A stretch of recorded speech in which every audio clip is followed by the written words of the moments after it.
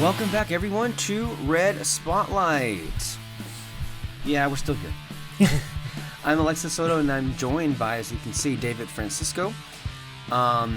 We've had quite a bit of fun here on our podcast lately. Of course, this is a show that brings you all of the latest going on in the world of movies and more, and especially to more in that kind of title here. We are discussing a lot about Ahsoka, clearly. We're going to talk a lot about Ahsoka today, as well as Blue Beetle and how things are moving along in the industry, of course. But to the point of Ahsoka, we recently just uploaded a reaction to the first 2 episodes on our YouTube channel. So if you are listening, and if you want to go and see those reactions and also see our faces if you'd like, all you have to do is look up Red Spotlight Entertainment on YouTube and you will find us there. Of course, if you happen to already be watching us on YouTube, then you could also just go on the channel and see our video there. And I'm curious to see what kind of reaction that ends up getting. This is going to be episode 456 of our podcast here. And so it's... just I have David here with me. Before we get into any of, the Ahsoka stuff, it's an interesting time for us because we're obviously experimenting a lot with video. We're trying to do a lot more with that these days. And seemingly, so far, I feel like the response amongst those in our group has been pretty positive. I've genuinely... have enjoyed all of what we've done so far as the video thing is concerned, and you know what, it kind of is kind of surprising how quickly it's already, like, I think this is at the very least the 3rd podcast that's going to have a video component, and this is the 4th project overall. If you include the reaction to the episodes, then it's the 4th one. So it's like, wow, we're already getting up and running here with the video and everything, and I just think it's wonderful, and hopefully this will give listeners a chance to see our faces. Actually, it brings an extra dimension to be able to see our conversations instead of just imagining what we look like, I guess, on just audio. But of course, the audio will always be available and always be separate. So, of course, anywhere you listen to podcasts, whether it be Spotify or Apple, will always be there. So that's what we've been up to. But I wanted to get your perspective. How do you think things have gone on your end, since you're the one that's manning all this stuff? It's been fun. We're still working some stuff out. In our reaction video, you'll notice some parts are out of sync. We're still trying to fix that up. I'm trying to figure that out as we go along. I really liked editing our reaction video. I really do love editing in general, honestly. It's just always fun trying to focus on the little tiny details in editing and all that, when to actually cut between the episode and all that. And I'm hoping it's enough of a distraction when I put the video up, and then maybe sometimes you don't notice that there's a cut in between our and our footages. I always love that in other people's YouTube videos and all that, whenever there's these little tricks you do to make it look seamless or something, or just make it look like it's all in one take and all that. It's always fun to do stuff like that or try to figure that out. No, for sure. I definitely was not as subtle. As a former editor myself, when I would do, let's say, I guess reaction videos or movie videos, I wouldn't necessarily care. Again, at that point in time, that jump cut was very much the thing to do.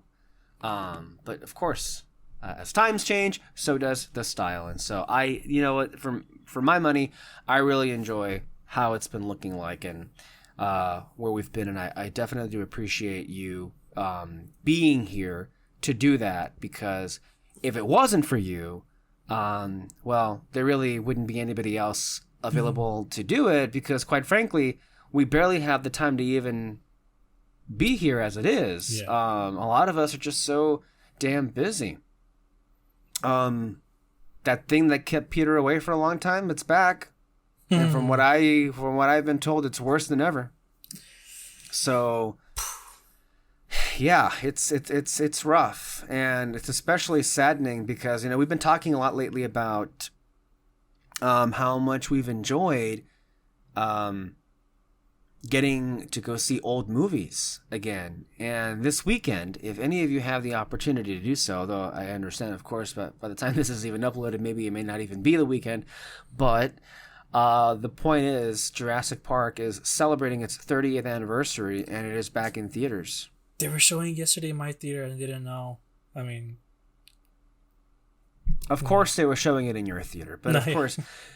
Well, it was in 3D, so I don't think I would have watched it either way. Well, you know what? I understand. 3D wouldn't be my preference. If I had my preference, it'd be IMAX. But that's neither here nor there, honestly, because from what I understand, that this re-release happens to be in 3D. But then again, I happen to enjoy it when it's done well. And the Avatar films do 3D very well, so I wasn't complaining there. And even I ended up seeing Titanic in 3D, which was interesting. Again, that's a James Cameron movie, so you got to do it in 3D. Yeah. I mean, I guess I don't particularly mind it. My thing is, I don't care how you present it. I would like to go and see it. But again, ask me if my theater is doing it. No. Of course not, they're doing it. Didn't even let you guess because, of course, you already knew it wasn't going to be the case. It doesn't even matter that Sunday it's going to be Cinema Day where if you go to the movies, it'll be like $4 a ticket. And then there'll also be like special sale prices on other items, I guess, if you want to do any of that. But it's like, okay, so you're not going to show it, which is strange to me because I think that would garner some kind of attention. It's also even stranger still when you think about the idea that they've been participating in Ghibli Fest all year long. They just showed Porco Rosso and Princess Mononoke and The Wind Rises, by the way, in the last 2 to 3 weeks at this particular theater. But they didn't show, they're not going to show Jurassic Park. It opened today, Friday, August 25th, the 30th anniversary. I assume it's only going to be here for this weekend and then it's gone and everything. But do you know what they're showing instead? Do you know what they're bringing back in theaters instead? Something that's already on digital and something that everyone's already seen? Super Mario Brothers. I know they're also bringing back Little Mermaid for some theaters. Yeah, it's still fucking there. I don't understand fucking Americans. I mean, how many ways can you fucking suck?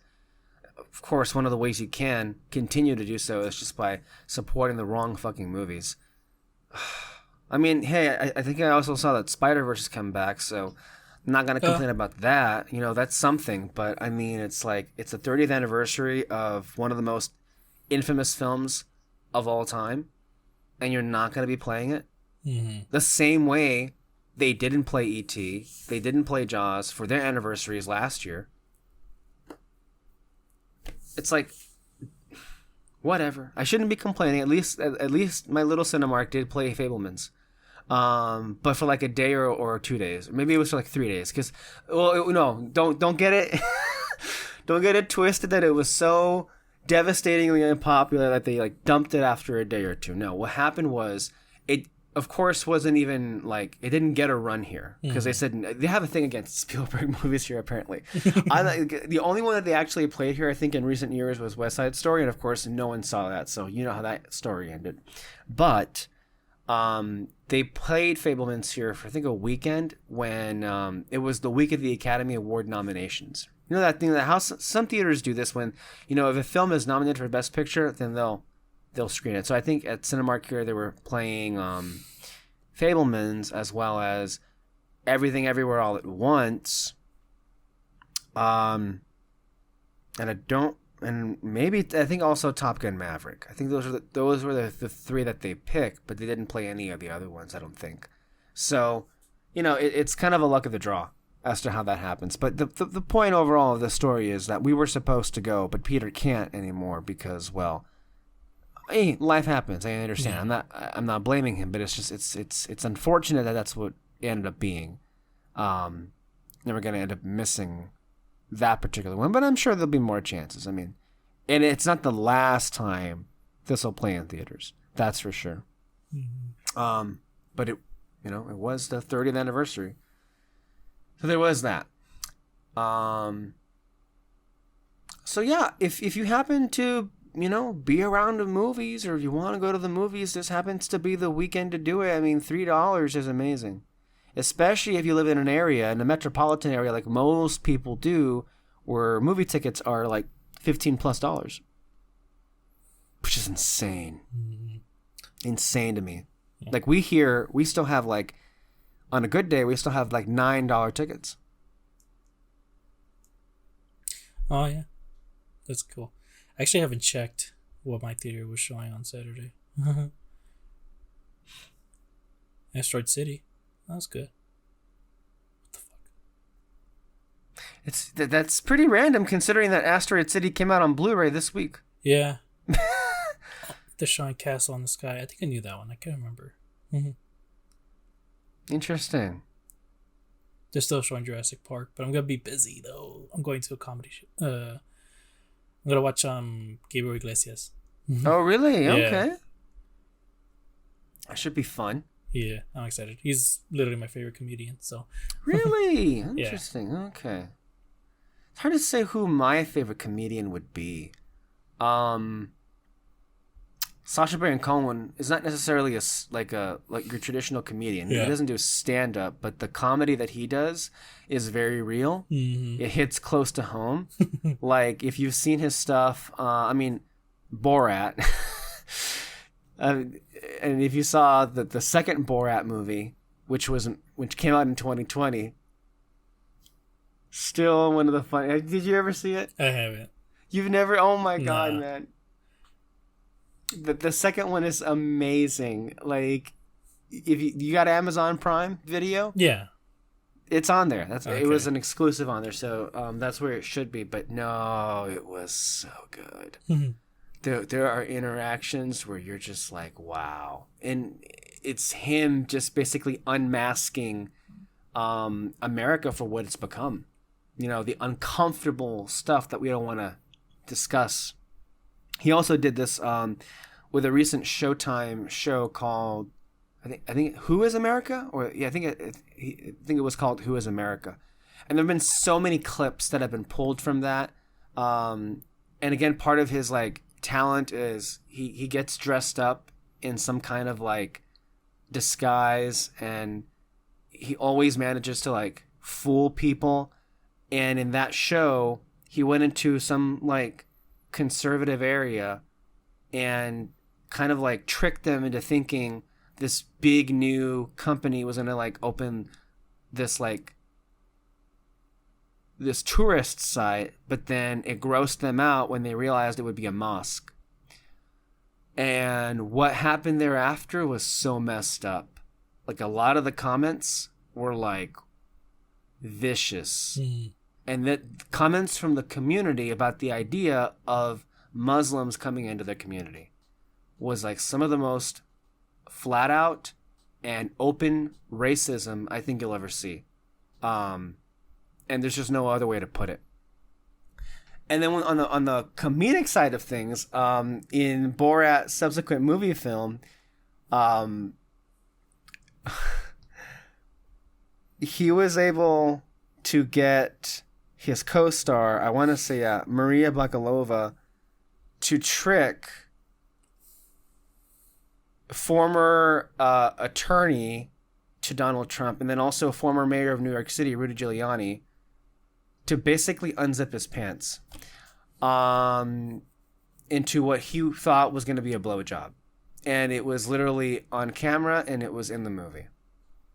The same Rudy Giuliani, who, by the way, just got indicted this week criminally through a Georgia investigation for election interference and voter fraud. or I guess an attempt to commit voter fraud. I think I'm not sure what the right wording is of that. So, all fun stuff with Borat, and Sacha Baron Cohen. I used to really enjoy the insult comic. I'm not even sure she would be considered insult comic, but that was mostly her comedy. Joan Rivers was so funny. Seriously. So yeah. Anyway, I guess you'll be off doing that and having all the fun in the world. But, pivoting back a little bit to the reaction that we did to Ahsoka, well, it really went... It's kind of hard to describe, right? Like, what it was that we were expecting was going to happen. Like, when Alexis first texted me about the idea of doing this, I was like, do I want to do this? I don't know. Because it's been no secret that we've kind of, were not at all looking forward to it. And we kind of had a pretty good suspicion about how we knew we were going to feel. Mm-hmm. So, again, there really wasn't excitement. But it didn't mean that there wasn't any hope. Because if you watched back that video, yeah, there was some, last minute hope that what we were about to witness was going to be something decent because, it's a no-brainer. It involved characters that we liked, and we wanted to see the story continue, and we wanted to like it and everything, Mm-hmm. And I can say... I haven't looked at too many reactions on the internet. I've just skimmed over them. But I feel very comfortable in saying that our reaction, especially in the way that we reacted in real time to how things were panning out, feels very much unique in comparison to everybody else, because I'm not going to say, because it's not true to say, that this show, Ahsoka, has been getting the exact same, overwhelming praise from people as The Mandalorian, because The Mandalorian craze was, insane. Insane to a point where it literally broke us. It broke me. It was one of those few things that everyone is going crazy over, losing their shit over, and I'm like, what the fuck are you people watching? Mm-hmm. It's not to that degree, because even people who come out positive have a fair amount of issues and gripes with what they saw. But by and large, I saw that the reactions to this were, for the most part, pretty positive. I saw a lot of enthusiasm, I saw a lot of excitement, not just on the Twitter X's, but also on YouTube and the reactor videos, and I can't say I'm too surprised. Mm-hmm.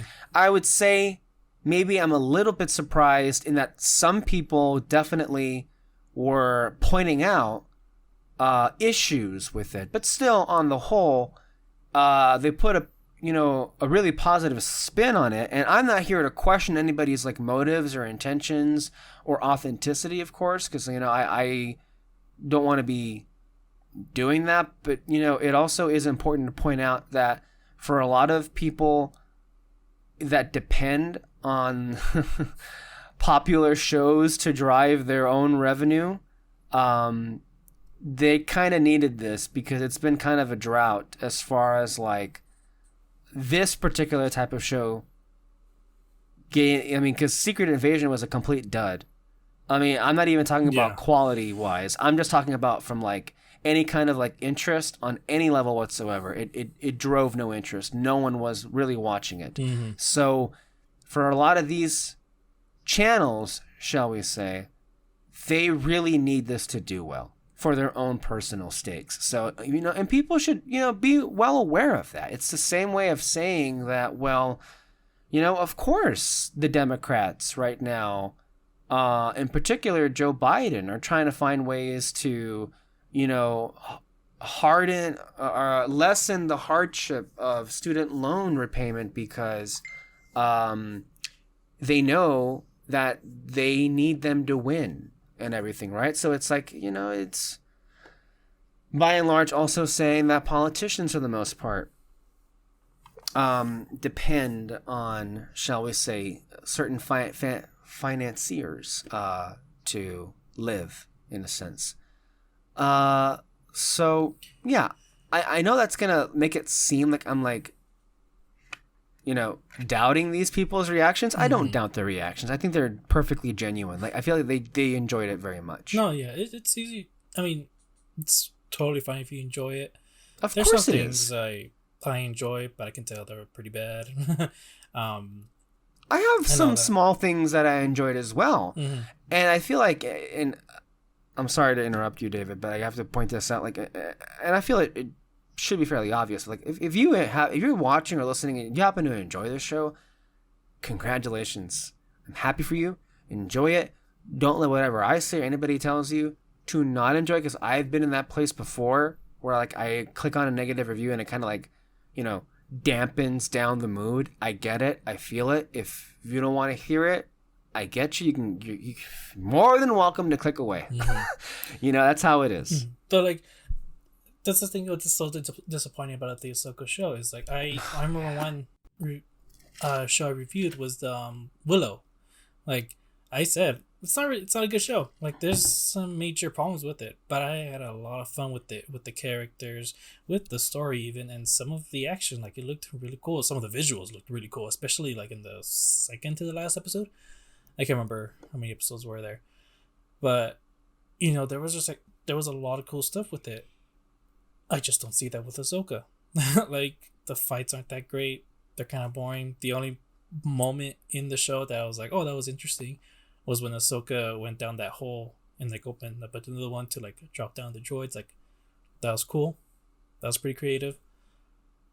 And then nothing else. I didn't care about the other fights. And I mentioned this in the reactions. Like, what's the story here? At least with Willow, I know like, oh, okay, yeah, this person wants to go on this adventure to save her brother. Cool. This person finds out that she's the most powerful sorceress in the world, so she has to figure that out, like how to control her power. Great. I know the motivations of each and every character. You can break down how the character arcs are sloppy or something. I don't know. I don't care. Ahsoka, I just don't understand their motives. Like, okay, fine. Ahsoka wants to find Thrawn and stop it. Cool. But he's far away from you. He's not really... We don't know if he is a problem. We don't know, like, what's on his side. Like, is he actually a threat? Or is he just still in space surrounded by a bunch of those octopuses, whatever the fuck they were called? The Purrgil, and there were whales, space whales. Make it like, I think a better thing to do in the Ahsoka show was kind of go like, I'm sure Thrawn's not that much of a problem, and then we see the other side. It's like, no, there's a problem. Like we gotta figure this out. Like how are we gonna move this along so that she knows about this? Like give us tension. But I don't. There's none of that. And so. Yeah, I don't know. But I mean, yeah, like I said, some people find some parts of it entertaining. I think they're just mostly excited to see Ahsoka and the Rebel team together, whether it is live action or animated and all that. I just kind of wish people were just more honest about their reviews. Like, again, it's totally fine if you say you like it. It's totally fine, okay, to point out the flaws, Like, I don't know. Yeah, I mean, that I feel like sometimes we get into, for those of us who happen to really enjoy something or someone's work, we can kind of get into a little bit of an echo chamber where, they can do no wrong, and I see no evil, I hear no evil. And so when it's being criticized, even in the most benign of ways, it can come across as a personal attack. And so I understand that, but I feel like it's much healthier to just engage in an open and honest conversation about, okay, let's talk about it here. I thought that this was perfectly fine, but here you are saying that it wasn't. I want to hear what you have to say. What did you see in this that I didn't? That's a far more healthier approach to doing things. I feel like, for me anyway, it was a pretty depressing experience. It was, and this is also one of the reasons why I wasn't looking forward to this coming out, because considering all that had come before this show from Lucasfilm on Disney Plus, I felt pretty certain in that I was going to be pretty bummed throughout the entire thing. And it's pretty extraordinary, I would think, that because I was watching back the introduction to that reaction just now before we went on this recording, and I kind of called it at the top of the video, like, hey guys, and I was doing that for the sake of transparency, to let people who are going to watch this reaction know where we're coming from and the things that we're already suspecting we're going to have an issue with. And basically, maybe not 100%, but a lot of the things that I was saying about what we felt we were going to have issues with ended up just coming to fruition in real time. When we clicked play and we were watching it, it started off pretty okay. But then, and we'll get more into the details. Don't worry. I'm just like speaking broadly about like my reaction to it. The more it kept going, the less interesting it got, because it kept, like, what was constantly in my mind in that reaction video was everybody kept saying that if you don't know, at the very least, Star Wars Rebels, you are going to be so lost. Mm-hmm. And what I kept thinking was, well, I don't know how those people are feeling right now, because we've been keeping up with this for years and we feel so lost. Just so many questions are raised, but not the right kind of questions. This isn't a mystery story. Like, the kind of questions that are caused by lapses in logic and lapses in continuity, and also just by happenstance. And it ultimately made us, sometimes in unison, a little enraged. And we would even call it out in real time when things are happening. Like, every single time they would make, there was a scene that cut to, or mentions or allusions to a previous relationship that happened between Sabine and Ahsoka. We were like rolling our eyes, calling it out, like, no, this is not. And by the time we got to the end of the first episode, we were like, hold my beer, okay, just rip into this, because there are so many problems already. But then by the time we got to the end of the second reaction, I was like, I okay, bye guys, I'm done. Like, I was so zapped of energy. And I gotta be honest, like, that second episode, there were moments where I was like struggling to stay awake.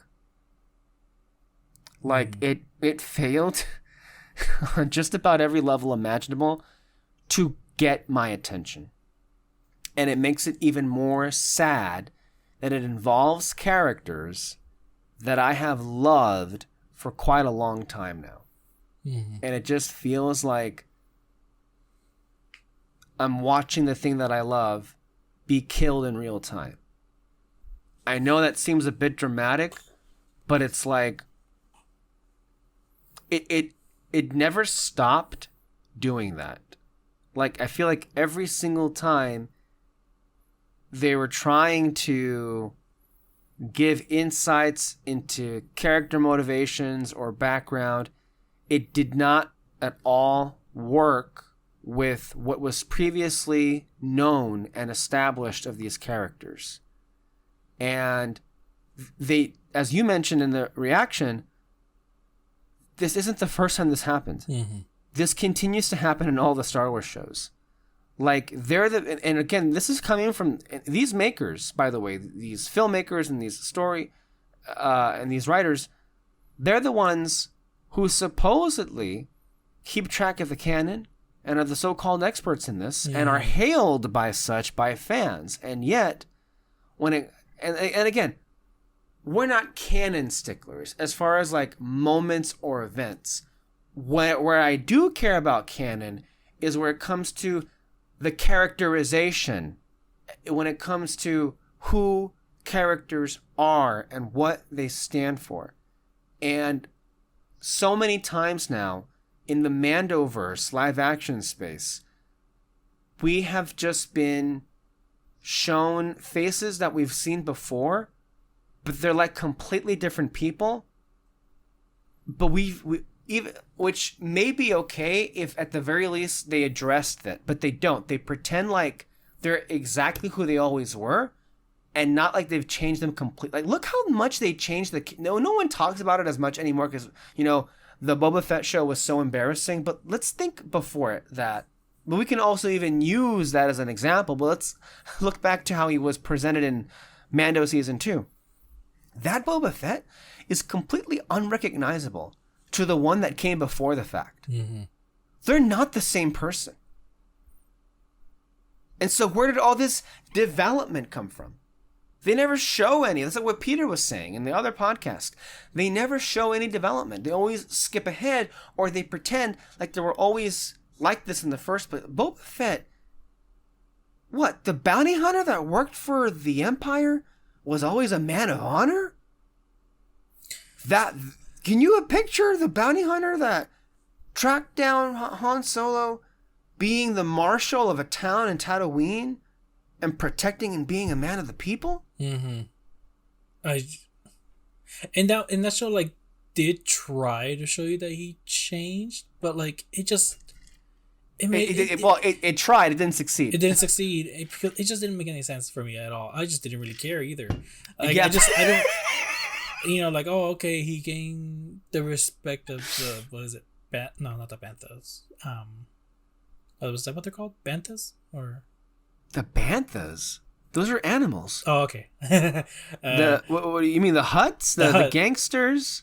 The people. The Hut. The people. Okay. The gang families. I don't even remember at this point.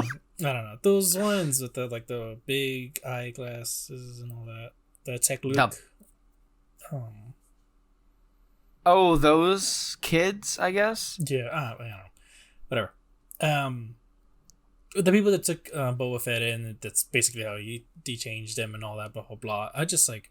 You mean the Tusken Raiders? Tusken Raiders! Oh my god. I was like, what the fuck are you talking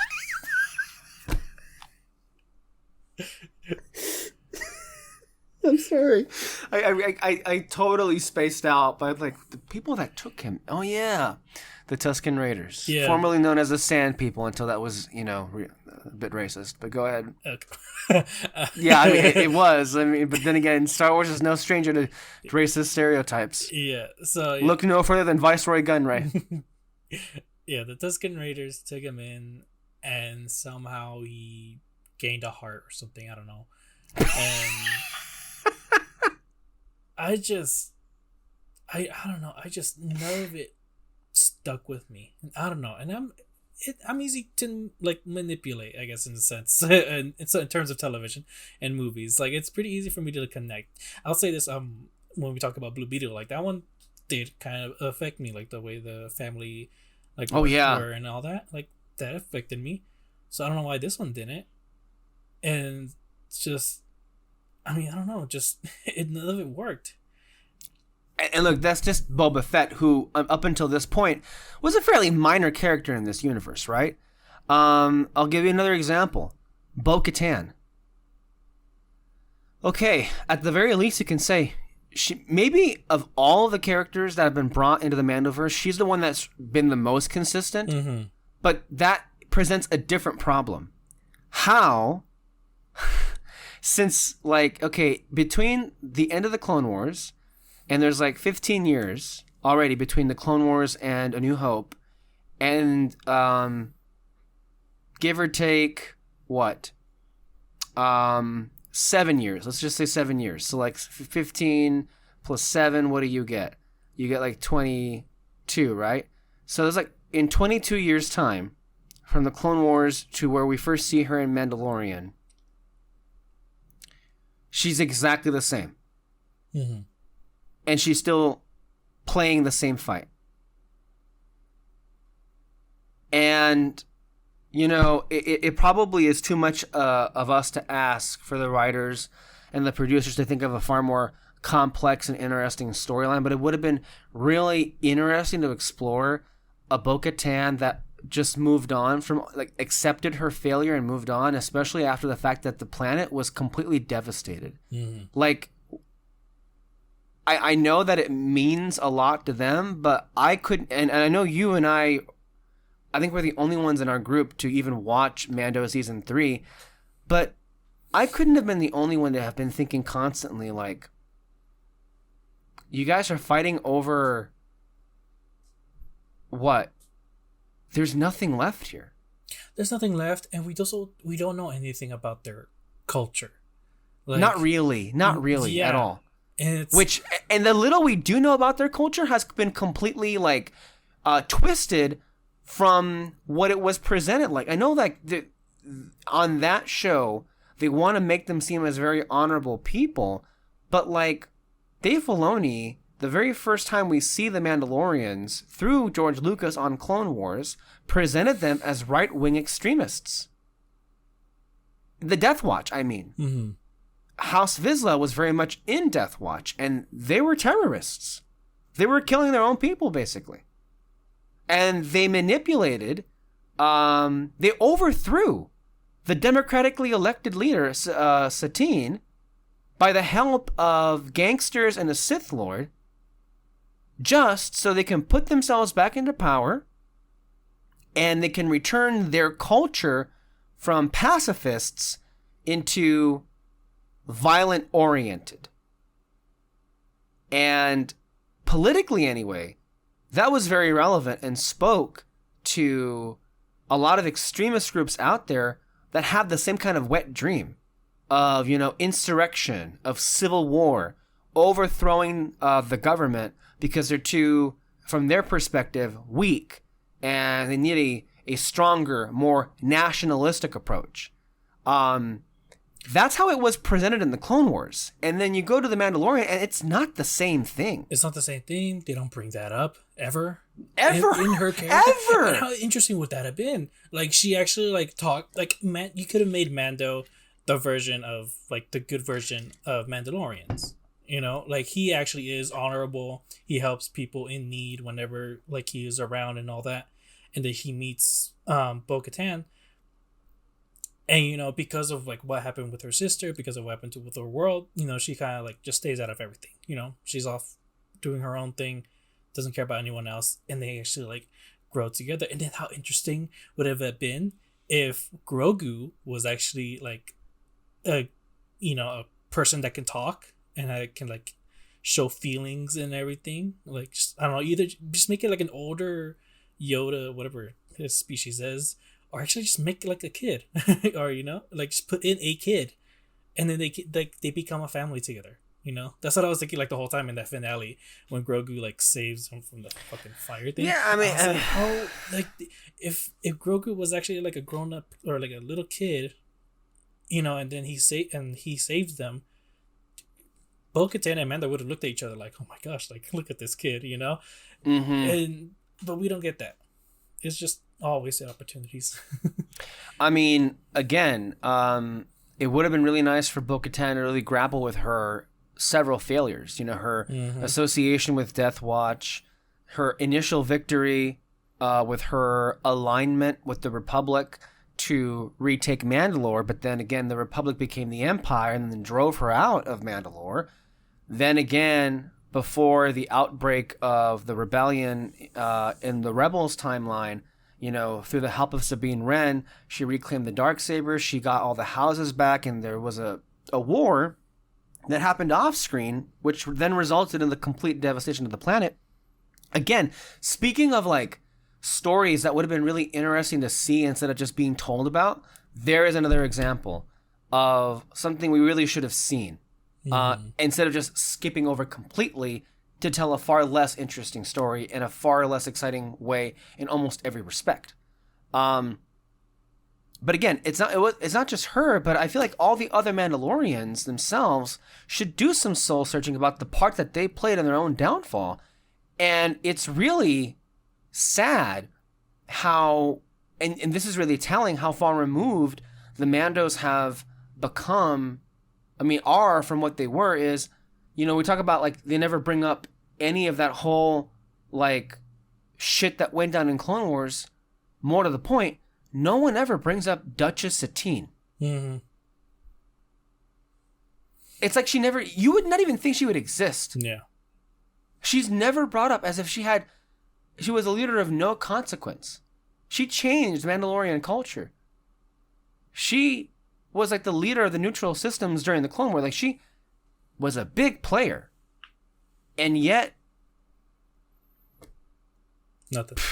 Nothing.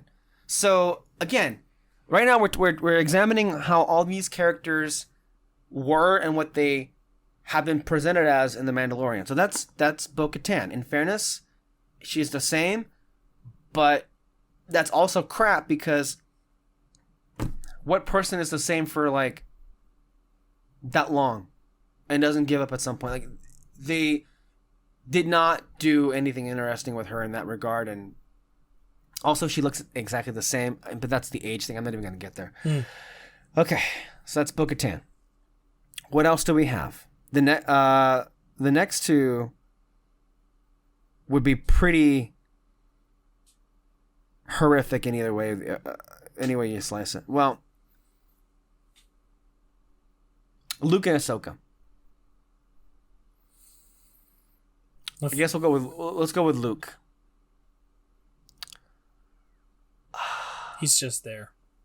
Yes, he's just there, but what little is there can be inferred of, because now maybe you took it a different way, but if you remember also the stuff, because he gets more to do in Boba Fett. Mm-hmm. Not that much more to do, but he gets more to do. But there were a lot of choices made with Luke that feel, again, like a completely different character. What do I mean by that? Okay, well, he activates a traumatic memory of baby Grogu's. Forgot about that. Yeah. There's that one. I think the most egregious one. Well, I mean, he was introduced basically by like chopping up action figures, and I mean, on its face, it's that isn't the issue. The issue is like it felt like, and it felt like a validating moment for the wrong people, because we come in from the perspective that the Luke that we saw in Episode 8 is a very natural change when you live a whole life. And the story and the character arc that he went through in that film was very much Luke Skywalker. But then again, if you ask a lot of Star Wars fans, they'll be like, no, Jake Skywalker this, Ruin Johnson that, it's the worst thing ever, it completely destroyed everything. And it's just like, well, that's why we can't have nice things. And it felt like those people were validated in that moment when he was like, blasting up all these like droids and everything. And again, that's not even the big issue for me. The big issue was where he basically, again, his apprentice, the baby, who's a baby, was like, so yeah, I see you're missing your dad. Anyway, I can't have that. So either like forget about him and stay with me, or get the fuck out. And I'm using like, I'm paraphrasing here, but that's how I took it. Yeah. And that's basically what he meant. Like, I'm not here, like, you could use all the flowery language you want, but that's basically what he meant. And how do you make Luke Skywalker come across like such a fucking dick? And with us, and then also, but did anybody else point that was out of character for him? And what does that mean, though? The implication of that sequence is that he is completely repeating the mistakes of the failed Jedi Order that came before the fact. When, look, maybe on one level they were trying to show how his order was also going to fail because he was trying to be too much of a traditionalist, like the last one was. To be fair to them, maybe that's what they were doing. I don't think that's what it was at all. I think it was just like a complete fluke that it ended up being that way. But it also doesn't work because in the context of who Luke was then, okay, the reason why it works in The Last Jedi was because Luke was different when he was in his fucking 60s. This is Luke in the original trilogy space, and this is the person that used, compassion and love to win by winning his father over to the good side, not by killing him. And this is him breaking away from what the rest of the Jedi before him failed to do.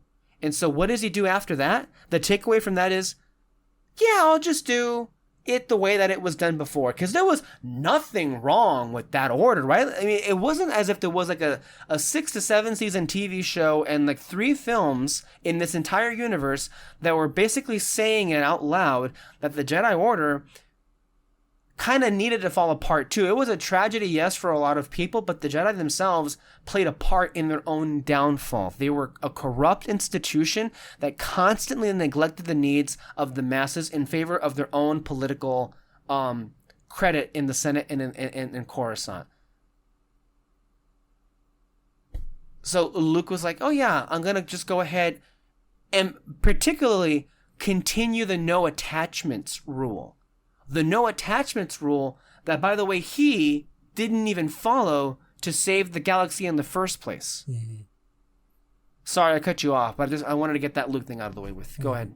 I forgot what I was gonna say. Actually, I was going to bring up is that it makes no sense that he wants to take on an apprentice already, because this Mando takes place like pretty much right after episode 6. 5 years. 5 years. 5 years. Okay, yeah, that's fine. Yeah, but that's still Either after. Way, yeah, it's still right after. And there is a book that I have. I can't remember what it's called. It was like Tales of Luke Skywalker or something like that. I can't remember. But it literally says, like, this could be a good book to read before watching Last Jedi and all that. But all it is just like people telling stories of Luke Skywalker. Like, I heard about this thing that he did and blah, blah, blah. And one of the big ones is that he is trying to figure out the Force still. Like, he wants to learn more about how other people have like learn to use the Force and all that. And so it just makes no sense. And for like, at least for me, like, it just makes no sense that he wants to take on an apprentice. Mm-hmm. And also like is using the old ways of learning to become a Jedi to teach Grogu. When again, in that book, he wants to learn different ways of, or like how people interpret the Force differently and all that. And so yeah, it just that makes no sense for me. It also just doesn't make sense that he was training a little child or a little baby. That's what I said. That's what I should say. Right. Well, I mean, that's Luke. How they present him. Mm, that's what people believe Luke is. Yeah. The biggest fans believe that's how Luke is. That's pretty sad because that's not at all who he is. Then we get to the Ahsoka matter, which very much is in a very similar vein in that, because she's seen there with Luke. I guess to me the biggest annoyance is that she continues to say she's no Jedi, she's no Jedi, she's no Jedi, but she walks like a Jedi. But you know what it is though? This is the part that really irritates me. She says that she's no Jedi. But if you see particularly how she carries herself and how she acts like in these live action shows, she sounds and looks exactly as condescending as the Jedi that we would see in the prequels. Like, remember in the Clone War, I don't even, I mean, you may not have seen this, but in the Clone Wars, She ended up being incarcerated with two of her friends, Rafa and Trace. I think I forget her other name, but like, 'cause they were running spice. One of the girls was stupid enough to like dump the spice. They go to Obadiah. They see the Pikes, and then they get arrested because they didn't have their spice shipment. This is the arc that happens before the final arc in the Clone Wars, and they spent prison time together. And while they're in jail, the two sisters that live on Coruscant tell her this story that they hate the Jedi because while they were chasing Zero the Hutt, they kind of crashed through their corridors and ended up killing their parents. And all Luminara, that was the Jedi that was chasing Zero, could tell them was like, yeah, what happened sucks, but, you know, it's okay because your parents are with the Force now. Bye. Taking no personal responsibility whatsoever for what happened. And that kind of cold and condescension is exactly what I feel Ahsoka has turned into in these live action shows, where she just can't be bothered. Like, the Ahsoka that I know in the animated shows was very much authentic and very much like connected to the here and now and what the concerns of the people were telling her, and she was listening to that, and she was all about that, and you know, and it empowered her because of how she herself was abandoned by that order. And so here we are, like all these years later, and it's like she's basically turned into the very thing that dumped her ass in the first place, and the very thing that she was raging against. And I don't see why more people aren't bringing that up. Mm-hmm. Because, like, again, she was there with Luke. I don't even know why, because why would they be affiliated? You could say maybe they were hanging out or something, but still, that's even the. Go ahead, David. I brought this up in the reaction video, but like, why is that the first time that we're seeing them together? Like, why couldn't we see the actual first time that they met? And like, she learns about like, you're a Skywalker. And I never knew about this.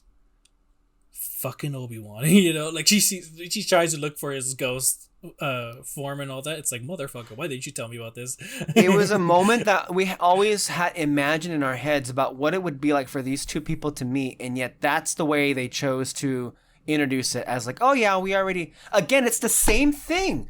They just skip past events that are crucial for us to witness. Mm-hmm. Instead, they're like, oh yeah, that happened. Anyway, here we are in a very casual, like, so much like your father. Which, that's a line that made no sense whatsoever in that particular episode. But like, even in her introduction, it's like, well, she refused to train the baby because the baby had attachments. But wait a minute.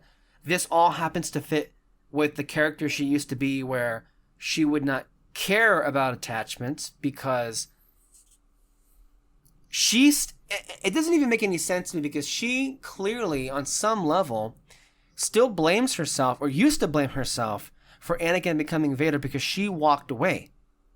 But wait a minute here. She's saying that her lack of attachment to Anakin is part of why he turned to the dark side, and she thinks that if she had been there for him, which that is very much an attachment that would have helped save him. Which is it? Mm. Which is it? It's not the same thing. It's not working on any level. And then, why are you training people if you're saying you're not a Jedi? First of all, you refuse to train a baby, and then you also train a Sabine Wren. And what? You're trying to say that Sabine Wren has no attachments? Has no connections? Mm-hmm. She's a Mandalorian. They don't become Jedi for a reason. So there's just a sea of inconsistencies. And the problem is,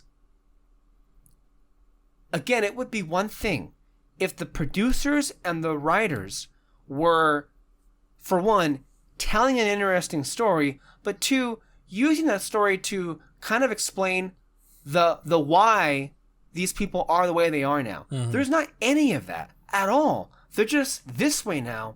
And it feels like they try to make it seem like that's how they always were. But that wasn't at all the case. And talk about like people that don't feel the same. How in the world is Sabine Wren somebody that exists in the Star Wars universe, and how is she not participating in the reclamation of Mandalore against the remnants of the Empire? Yeah, I don't get that either. I mean, you couldn't say that like maybe she wants to stay in that one planet because of Ezra. But at some point she would have had to move on. You know, I think by that point, by the time we get to the Ahsoka show, you know, it's basically it's 12 years, by the way. 12 years. It is. It's been rebuilt. Yeah. You know, she should have been gone by now. Yeah. There was no need for her to stay there. Yeah. And notice how we haven't even gotten that much into the show yet. No, It's just all the preamble of all the problems that... It's because of all these problems that, because of what this was going to be, it was never going to be good to begin with. Like, it was already so unbelievably fucked. Mm-hmm. Because of all of these, like, characterization issues, for a start. Then we get into the actual episode, and it's just like...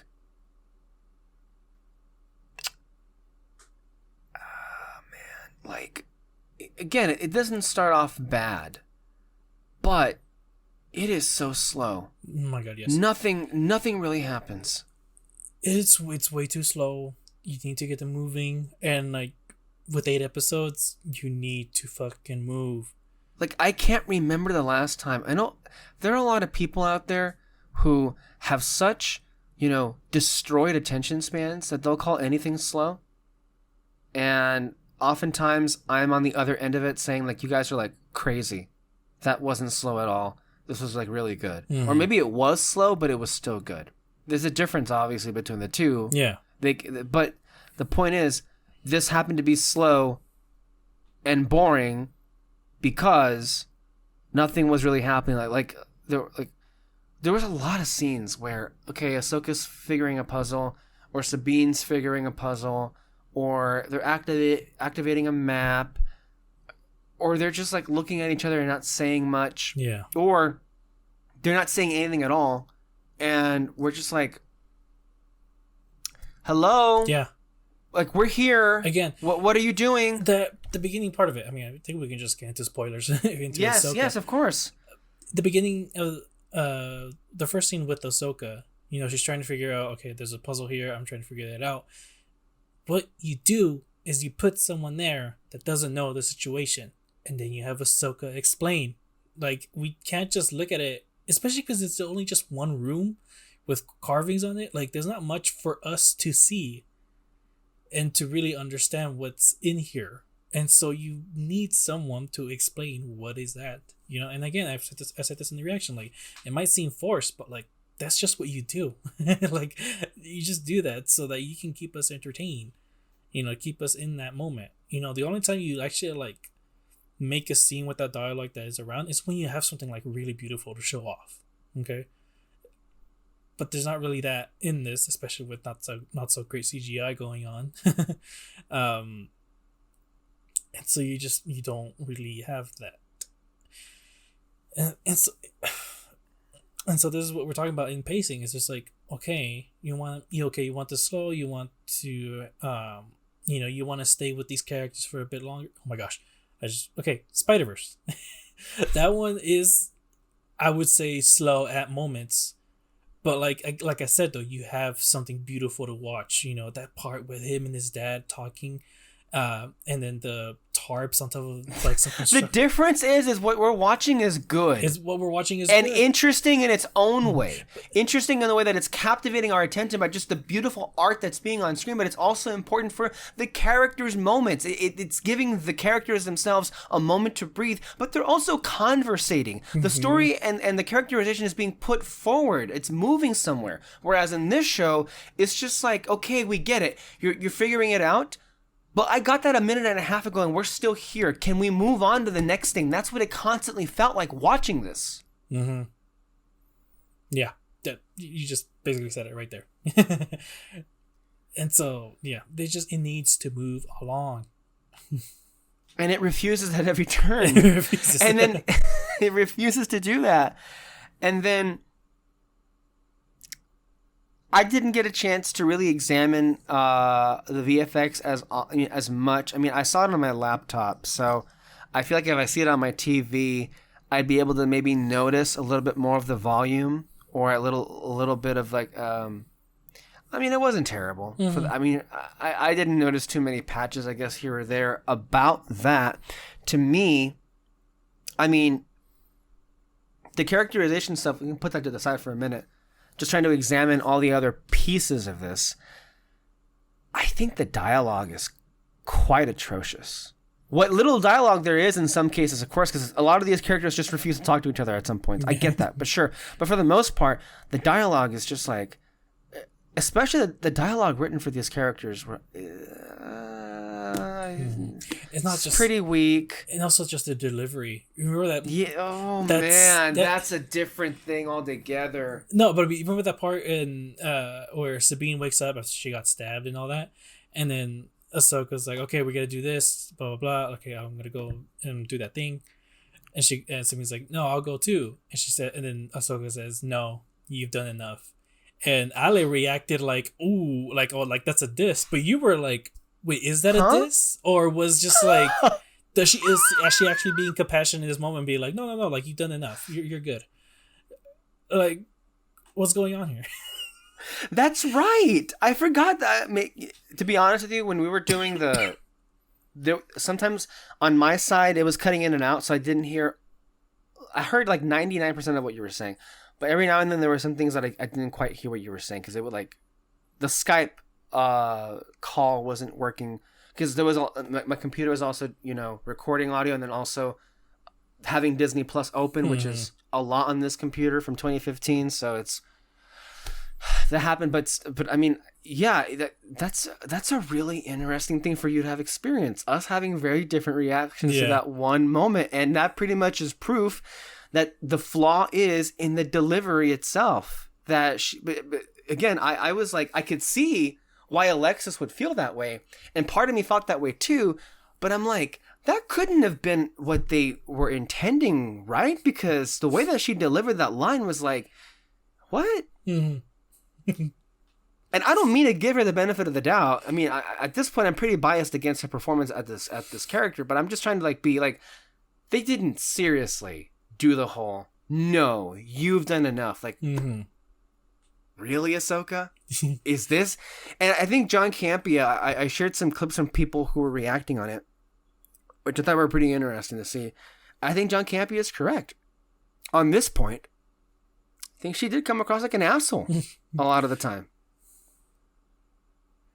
Like I'm sorry, but talking about delivery, this performance, and again, I can't blame the performance entirely, because the writing is giving her really nothing to work with. True, but it's like I don't know like what it is that she's thinking that she's doing with this character. And again, it was even funny, like, oh yeah, how many times, like when he was saying, John Campea, about play a drinking game every time, like she does this and crosses her arms. Oh my god. Yeah. Or she gives a facial expression and it's like, it's not clicking for me. It's not working at all. Like I feel like when you put this performance in combination with the really drastic change in characterization, it just feels like a completely different character. Like, again, what you mentioned at the very top of the show is very correct about, like, why does she give a fuck about Thrawn in the first place? Thrawn and Ahsoka literally have never even met. I'm not even kidding. They didn't meet a single time in the show Rebels. Why does she care? And why does she seemingly, and again, like, and this is a question that I'm sorry, is it has to linger, because they've been so insistent on that this character has been like alive a long time, or not a long time, but she's been alive through a lot of significant events. But because in the 12 years that she disappeared, or to us, well, you know what? Never mind. That's not even true. It used to be before this show, we were under the impression that she disappeared for 12 years. But that's not even true. In the 12 years' time, she apparently was with the rebels and training Sabine as a pseudo Jedi, which that's a different thing that we'll get to in a minute. But like, wait a minute. If that's true, are you telling me that Ahsoka was around and operating on behalf of the Rebel Alliance in the same instance that Luke, Han, and Leia were? Luke and Leia, who are the offspring of her former master, who, by the way, is also still around. Are you trying to tell me that Luke and Ahsoka met each other not after the war, but during the war? And she didn't bring up at all that she knew his father, and she played no part at all in the Battle of Endor? Or that she never at all made an attempt to encounter Vader? Like, you're breaking this original story by doing this, because I don't know what you're trying to say, right? Like, if she's around these last 12 years and she's training somebody else, why does she not care enough to get involved in the main fight between the Rebels and the Empire, especially when Vader's involved? But she cares so much about this Admiral Thrawn that she's never even met. Mm-hmm. Also, maybe on some level, she feels some guilt about about Ezra being gone, but at the same time, she didn't really know Ezra all that well. They didn't have all that much connection to each other. She was barely even around them. Mm-hmm. But they act as if they've been close friends, but because we didn't see it. And that's another issue that keeps plaguing these shows, is it keeps, and I think this one's the worst offender of them all, where it's like it's trying for 2 episodes to get us to wrap around this dynamic that before the fact was previously non-existent. Even if you saw Rebels, this wasn't a thing that was in Rebels. Sabine and Ahsoka didn't even say probably 2 words to each other before these 2 episodes even dropped. And here you are trying to make us believe that they're a master and an apprentice? Mm-hmm. And then she calls her a Padawan at the end of it? And it's just so confusing. I mean, that's just the Ahsoka level of it and the inconsistency of it, because it doesn't even get into the Sabine of it all, which is like, why would, again, we already spoke as to like, why would she not care enough to be involved in the reclamation of Mandalore? Why would she even want to be a Jedi in the first place? Why would she even want to be trained by Ahsoka in the first place? She wasn't being trained to be a Jedi by Kanan. She was trained to wield a lightsaber so she can use the Darksaber to get Mandalore back in the first place. It wasn't that she wanted to be a Jedi. She wanted to get her home back, to redeem herself for her people. That's what she was about. That's what she wanted to do. She didn't want to be a Jedi. Where did this Jedi thing come from? And that's not even addressing the whole force wielding ability, or lack thereof, of it all for Sabine.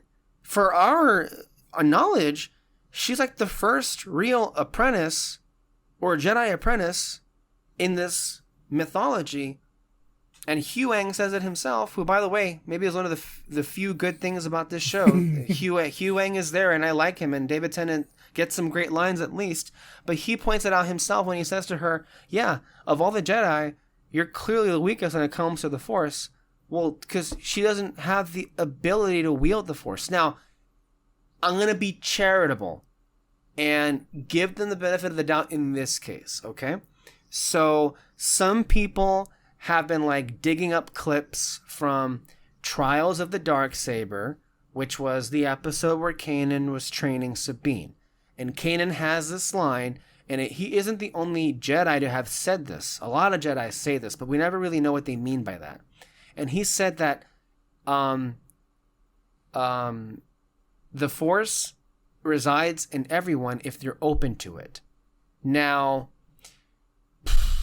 that's a thought, I suppose, but I don't really know what that means, especially when George Lucas was always very like literal about you have to be born Force sensitive. You have to be born with what he calls a midichlorian count, in your cells to be able to have the ability to wield the Force, right? That's the George Lucas doctrine, I guess, if you will, of how he sees, Jedi and Force wielding people in the universe. But very much, if you go the Rian Johnson mantra, it completely flies in the face of that, where he's not exactly saying in The Last Jedi that anybody can be a Jedi in that sense, because nobody can really, not everyone can wield the Force, but what he is saying is everyone can aspire to the heroics of a Jedi, that everyone can be a rebel, can be the leader and be on the side of good, and it can come from anywhere. And that's what he was, I think, pretty clearly trying to say in The Last Jedi. But it's not his fault that George Lucas made it exclusive for certain individuals in his universe to wield the Force, because he's the one that introduced the whole concept of midichlorian count in his prequel movies, kind of making it impossible for anybody else that doesn't have that born talent, I guess, to wield the Force in the first place. Okay, so then, again, I'm still trying to give him the benefit of the doubt here, because I was really confused, and I really couldn't let this go. And I'm trying to be charitable. What is it they're trying to do with this dynamic? Are they trying to... Because it probably is giving it too much credit to think on any level that anybody involved on that team would be evoking Rian Johnson on any level whatsoever. Maybe that's just giving too much credit. But are they trying to say that by Sabine being a Jedi Padawan, that anybody can be a Jedi now, even if they're not Force sensitive? That this is the beginning of a new wave of Jedi, but not Force sensitive. Which is not true, because, well, we've seen the future in this universe. That doesn't necessarily happen that way. I mean, there's not much of a Jedi Order in the future to begin with, but, that's beside the point. And if that's what they were trying to do thematically, that anybody can be a Jedi, technically that fits with what Rian Johnson was trying to do. But that's if you think that's what they were inspired by, and that's what they're actually doing here.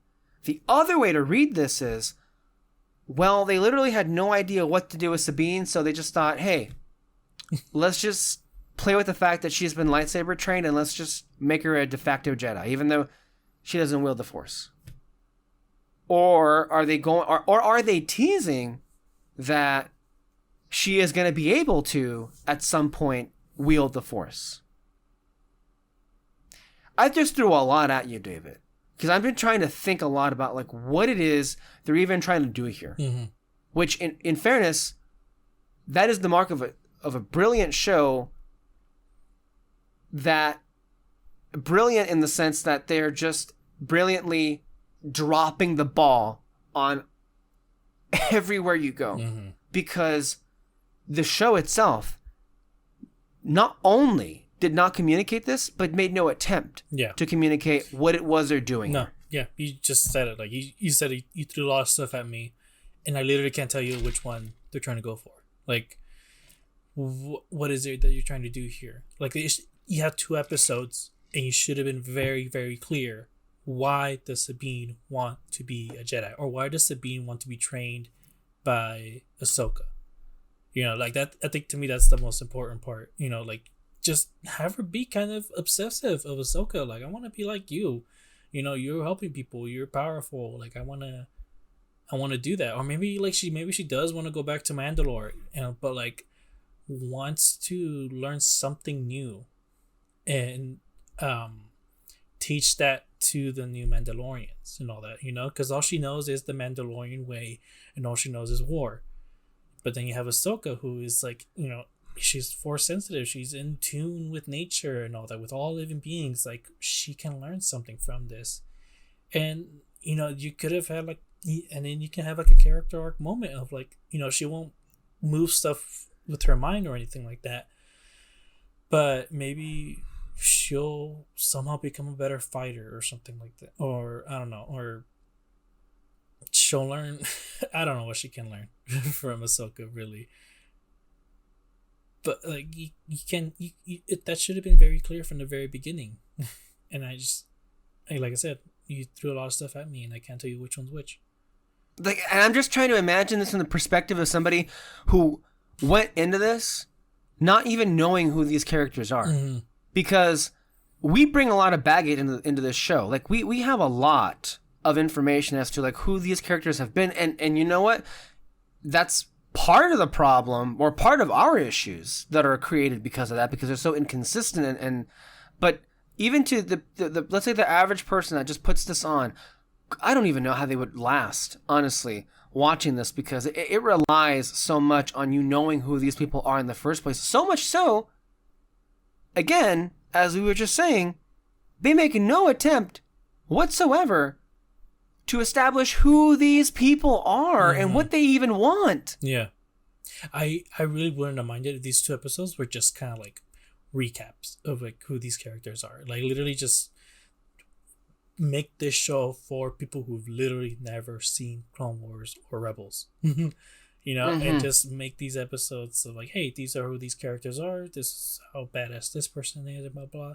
You're adding dialogue of like, yeah, I remember when I did this, and they'll name drop someone from the shows or something, or they'll tell a story about something that happened in those shows. Like, I would have been so fine with that, but we didn't get that. We literally just get plot, barely. We just what did we learn in those episodes? They find a map. We know where Thrawn is. We know where the people who took the map is going. And then that's about it, at least in terms of the plot.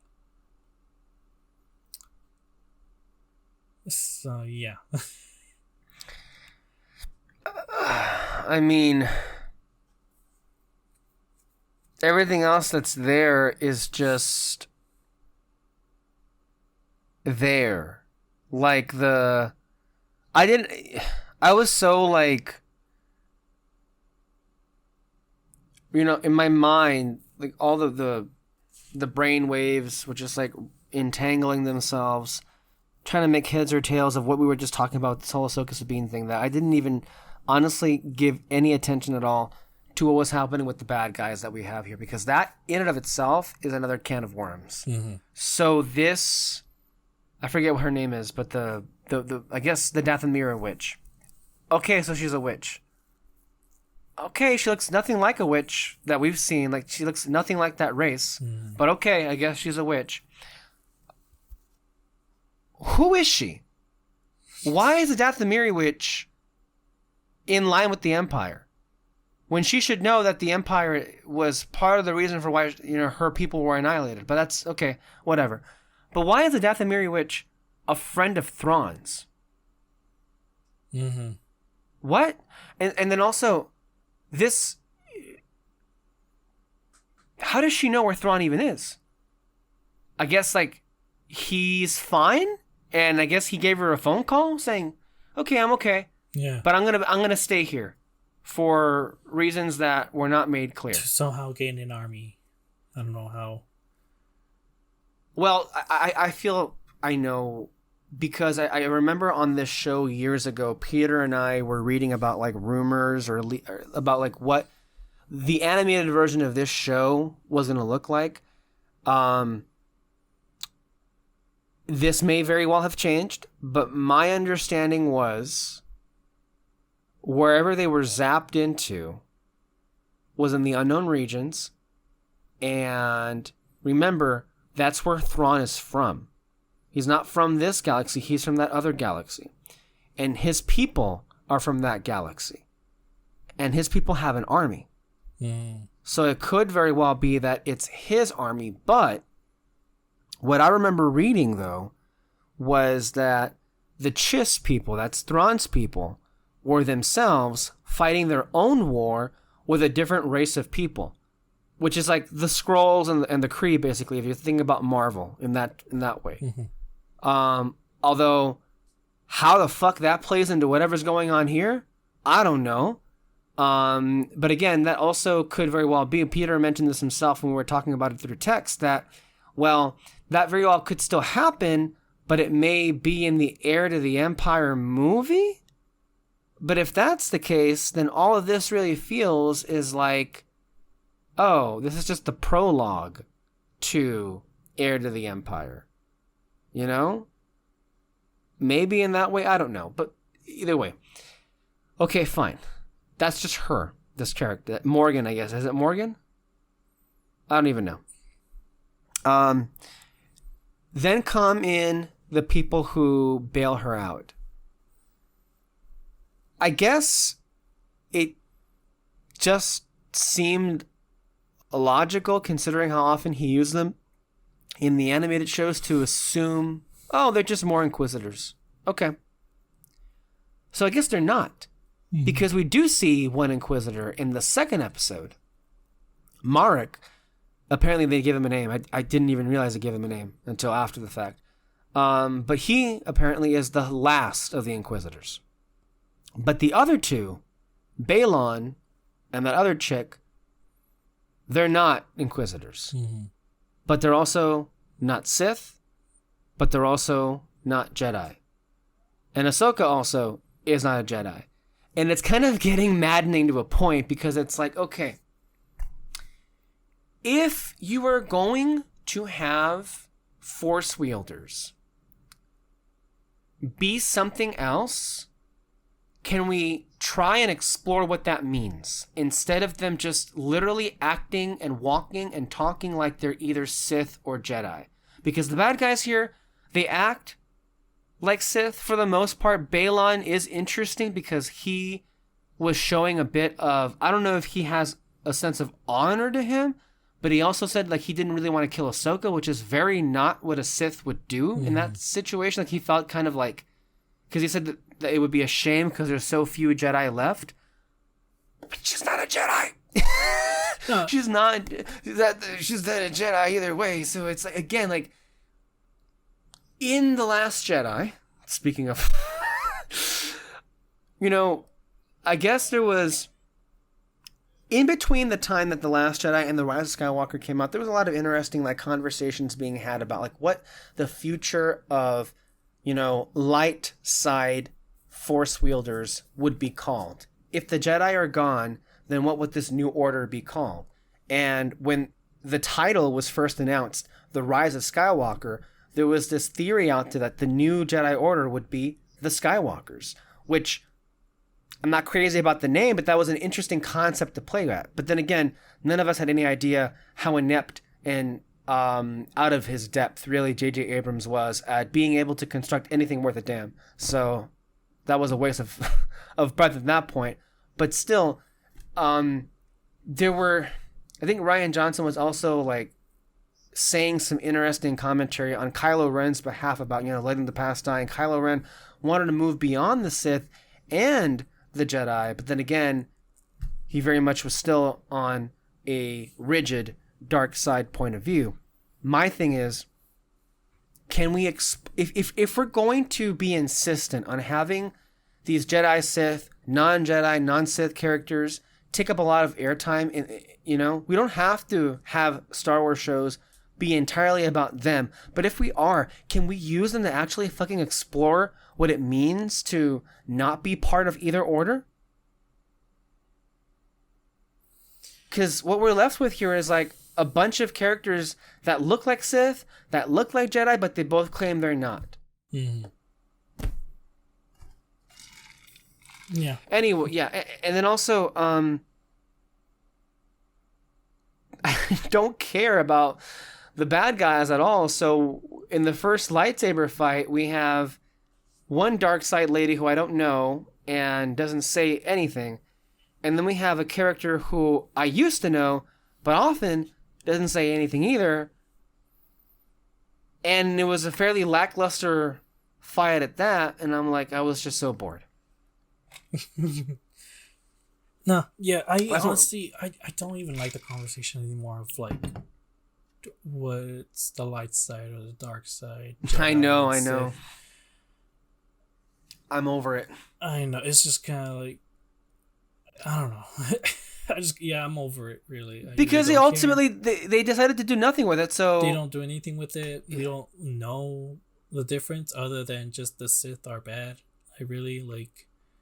Can we get any more details about that? I literally have a book of the Sith, mind you, and I still don't know what the fuck the Sith is.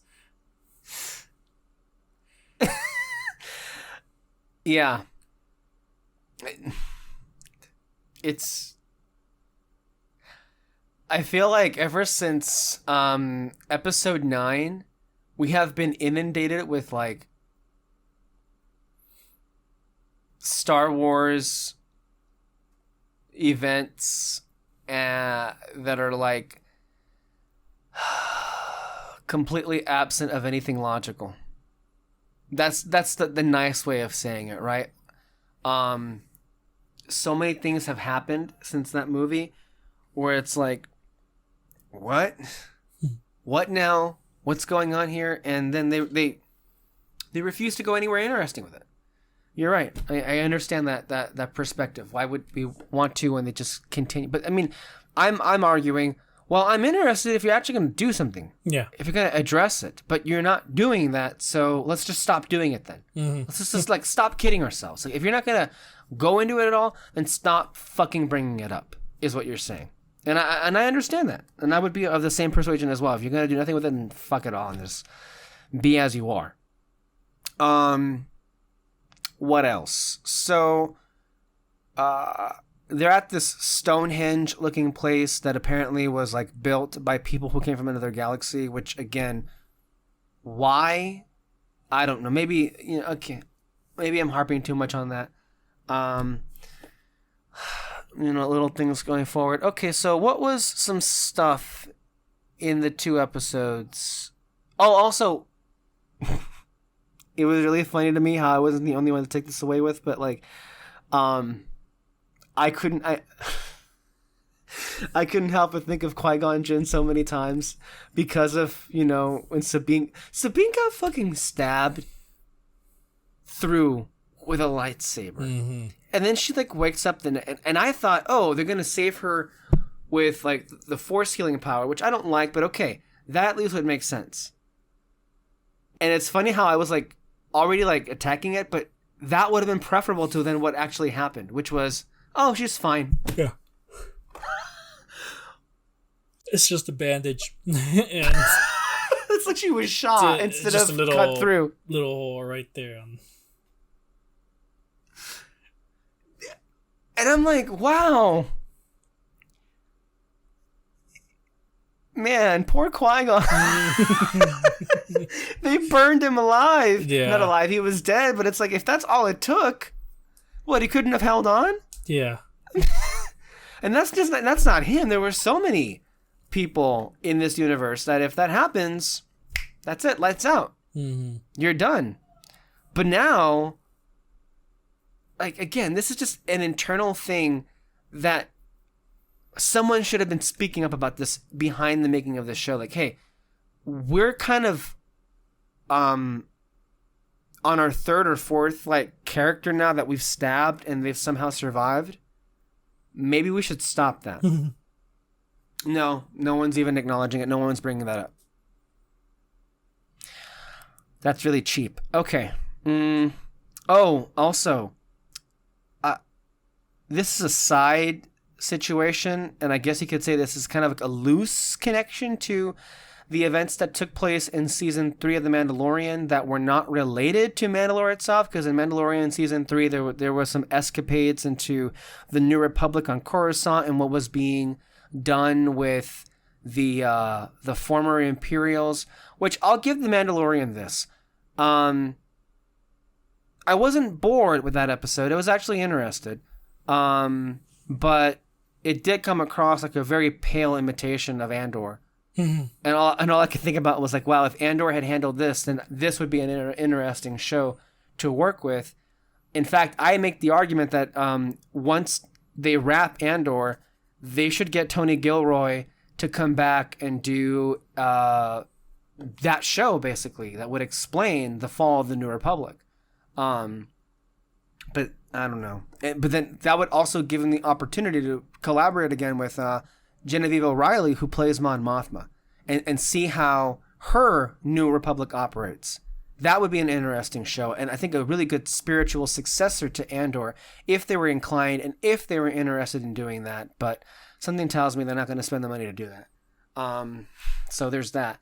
But the thing is, in the second episode, they go to Corellia, the shipyard, where it is revealed that under the jurisdiction of the New Republic, they basically kept this place in operation with the majority of the people who were working under the Empire.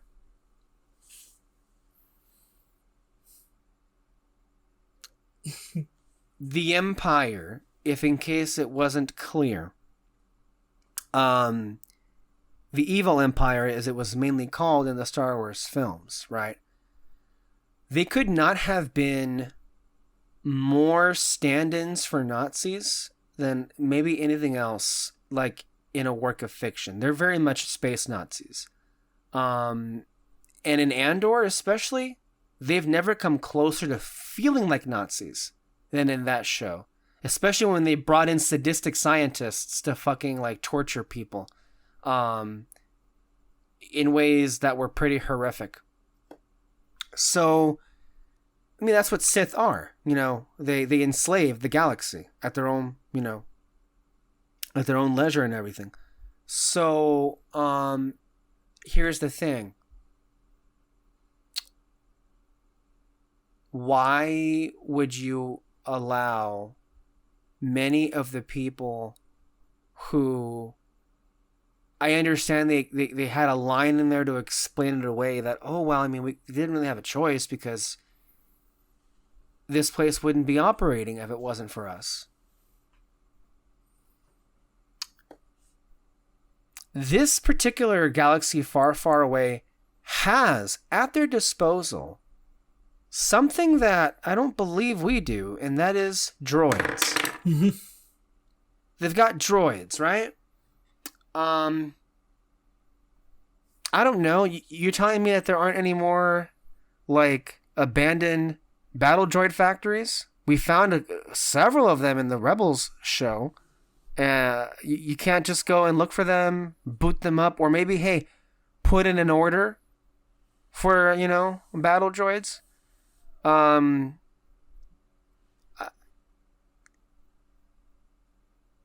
It's just at every turn, the Favreau Filoni Mandoverse really has, I feel, done a disservice in their attempts to connect what is happening in their shows to what happens in the sequel trilogy. Because what they've done is dumbed things down to such a cartoonish level that that's the way that they see how things fit with the sequel trilogy. Whereas if somebody like Tony Gilroy was like working on the politics of what's happening in the New Republic, it would be far more riveting. It would be far more interesting to see the downfall of a New Republic, basically, instead of them just being idiots all the way throughout. And then what makes it even look worse is that fucking like Hera and Ahsoka, after they arrest the Imperials, just stand there and you see them talk. And I'm sorry, it was just so comical. Where like they don't say these words at all, but that conversation went like, you know, Hera goes to Ahsoka, wow, can you believe this? I know, right? It sucks. Anyway, that's pretty much what that conversation amounted to. It was like, Hera, you're like a high-ranking general in this new rebellion. I am sure you have a direct line to the Chancellor Mon Mothma. Get her on the phone and talk to her, because this was a fucking disaster. This is a fucking disaster. Mm-hmm. And they're like, wow, that sucks. I honestly don't remember the conversation they had after. It wasn't a conversation at all. It was like a what? A line or two at best? Mm-hmm. That's why you don't remember it. Anyway, there was this one guy that was like, "For the Empire!" And then, like, Ahsoka was like, "What?" The fuck? She fucking, like... I like how he just, like, screamed that shit out. And he was so far away from them. Like, it's like he said it first, "For the Empire," got his gun out, got up out of his seat. And then before any of that, Ahsoka was like... And then she's like... Yeah. Not only that, though, but, like, I fucking hated the cuts. A cut between Ahsoka and Hera to those guys. Like, literally, the villains in there. But, like literally cut back and forth, and their faces looking at them like, oh my gosh, they're onto us and all that. I'm like, wow. You're making it really obvious. You make it really obvious, yeah. Like, it should have been, like, the focus on the guy with the... they were talking to. Like, he should have been the one being like, oh, no, I can't do this. Or, like, like... Yeah! He should have been the one, like, stressing us out, going, like, okay, this guy's gonna turn. Like, okay, he's about to get caught. Cool. And then we hear the "For the Empire," and that's when we go, like, oh, shit. there's more of them. Okay. I don't know. Yeah. It was just... that was legitimately funny. But it wasn't meant to be funny. It just ended up being funny. Mm-hmm. So, if there wasn't already enough reasons as to how the live-action version of Ahsoka is just so inferior to the animated version, we haven't even talked about how she moves, like, in these fights. Man, these fights are so bland. Mm-hmm. There's, like, nothing to them. I watch them and I'm like, cool. Yeah. I feel nothing. Honestly, I can't even, like... Remember? I can't remember. It's just, I don't know what it is exactly. Like, maybe it is the choreography. Maybe it's the editing. I don't know. I mean, one of the best lightsaber fights was in Clone Wars with Ahsoka and Darth Maul. The throne room fight.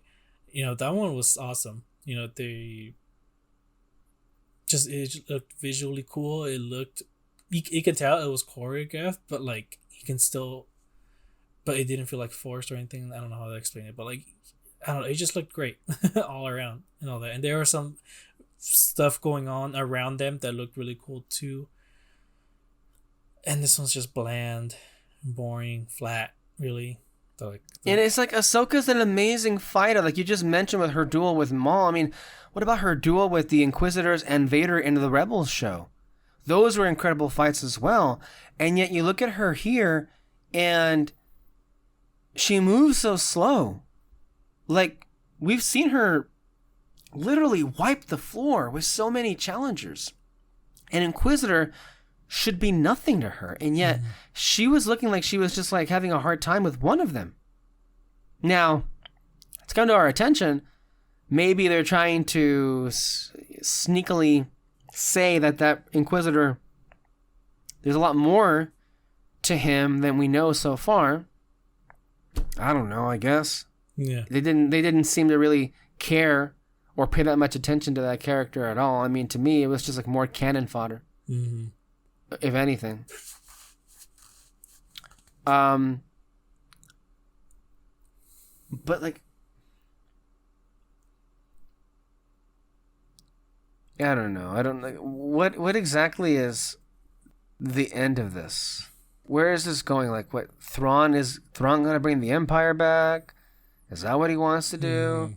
How does Ezra fit into all of this? Like, it's just... well, one thing, I don't know if you noticed this, but in the beginning of the second episode, I think I saw that when Balon, one of the dark side users, they're on that planet that is, like, I guess, where they have to go to start their journey to the other galaxy.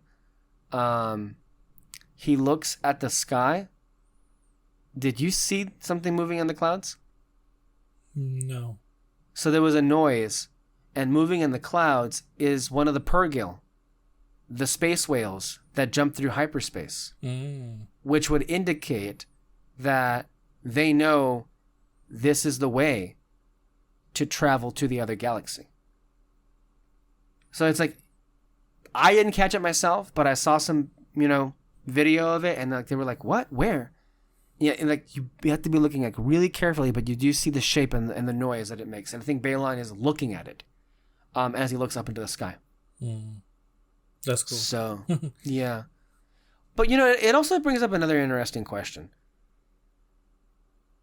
When the Porco, at the end of Rebels, basically take all of Thrawn's forces and jump into hyperspace, how is everybody okay after all of that? I think we're just gonna have to guess that the Porco covered the whole thing, like the whole ship, or at least yes, the open spaces of it. They covered those up, and then they were probably just safe. I don't know. Yeah, but what I find curious is, how did the Porco just like allow Thrawn and his people to live? Yeah. Because if you saw Mandalorian season 3, there was a meeting of the Shadow Council, where Moff Gideon was there, and all these like remaining Imperial warlords, and one of them was Captain Pelion. Captain Pelion is from Thrawn's his armada, and you don't see him in Star Wars Rebels, but you hear his voice. So what happens was the Porco take Thrawn's fleet first, and then they take his ship along with him. So it looks like everybody survived just fine. So then what happened to Ezra? Did Ezra get away with the Porco and Ezra just left them there? Like, there's so many questions about like what the logistics of that would be. Because remember, the last time we saw Thrawn, the tentacles wrapped around him. That's true. Right? Like, and so that when they're at the other end of the galaxy, what did like Ezra like show mercy? Is that what happened? Like, I mean, this is at a point where we've stopped talking about the show, and we're just like, I'm just curious, like, what the logistics are of what actually happened. Yeah, I don't even know what kind of damage that would do exactly. I mean, you're fucking jumping through light speed. Yeah, I don't know. That's weird. No, this makes sense. I did want to play a video though of now I don't know, this is a video from Grace Randolph, and she was doing a review on this episode, and she says some things here that I don't know if she legitimately means that she's heard rumors about this, but I want to play it because I genuinely want to hear your reaction to it, because to me, this just sounds absolutely insane. Like, completely insane. Mm-hmm. And it's like 36 seconds. Here it is. Doorways to different important moments, and he used that opportunity to save Ahsoka from dying in her fight against Anakin like a season or two beforehand. And there are rumors that Ahsoka might do a similar thing on this show, where she goes through space and time to save Anakin. From what point to do what? We'll see. I don't know if they're going to do that. That would be quite interesting. Could they retcon Anakin through this show? I don't even know if that's a good idea. I think that would be insane, but I am also kind of into it because we need all the cool Jedi we can get. So maybe. Now, you correct me here if I heard that the wrong way, but it sounded like she was saying that there have been rumors that Ahsoka would go through the portals of space and time that are able to be accessed through the world between worlds to save Anakin. But that literally, I mean, I don't even know why I would bring that up as a thing that would knock it down, because this like they've lately been retconning everything. But like, if you go back in Rebels, Ahsoka was there to stop Ezra from doing that to Kanan. Ezra was trying to save Kanan by pulling him out of time. Mm-hmm. And Ahsoka stopped him because that was the wrong thing to do. So then why would she all these years later attempt the very thing that she prevented from somebody else doing in the first place? Mm-hmm. But then again, consistency isn't necessarily a thing on this show from what it looks like. But the idea that she would do that. No, the idea that that's gonna happen on this show, like, it breaks Star Wars. Yeah. You can't do that. If you take Anakin out before he becomes Darth Vader, do you see those 3 posters behind me? Mm-hmm. A New Hope, Empire Strikes Back, and Return of the Jedi? Yeah. Those are erased.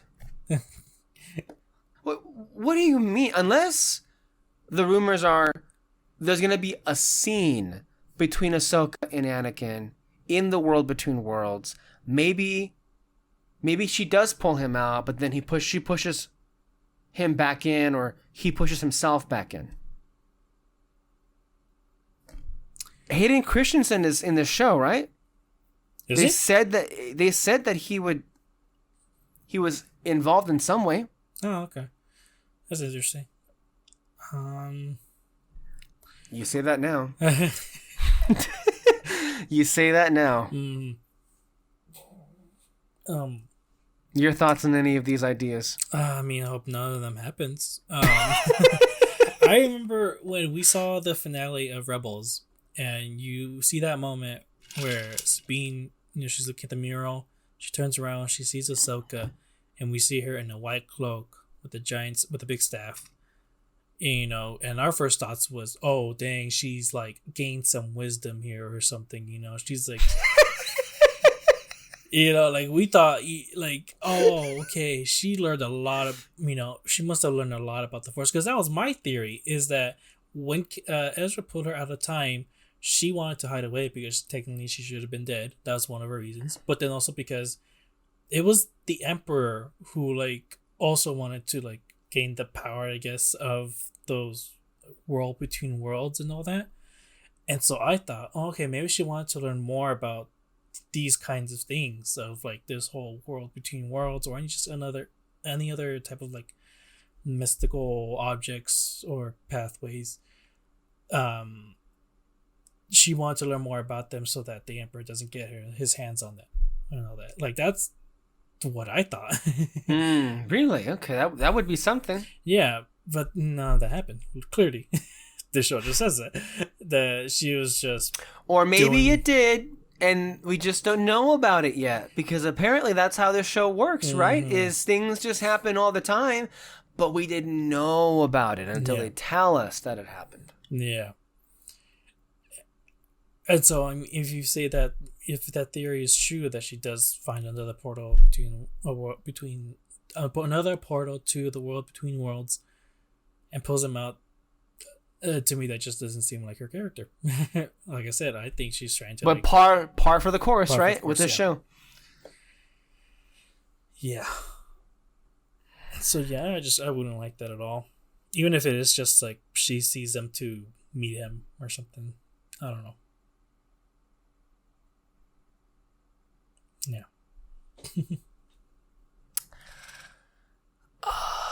We've been talking about this for what?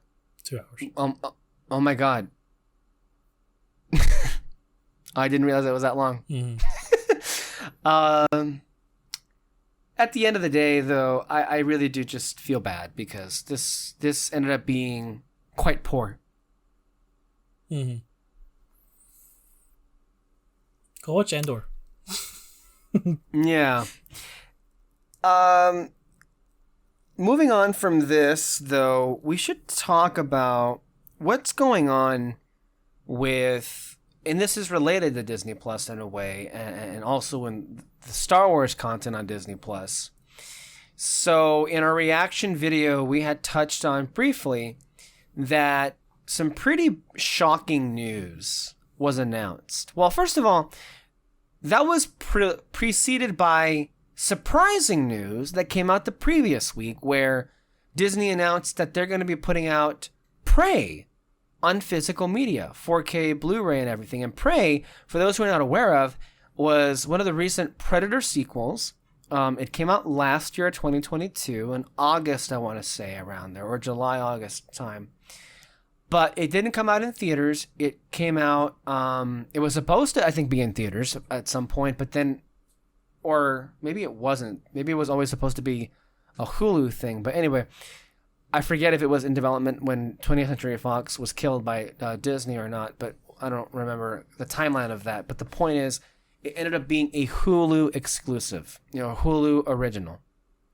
And when it comes to Disney, they have never ever put anything that debuted on streaming on physical media. More to the point, they had announced earlier in the year that they were not going to be doing any more physical media releases in Australia.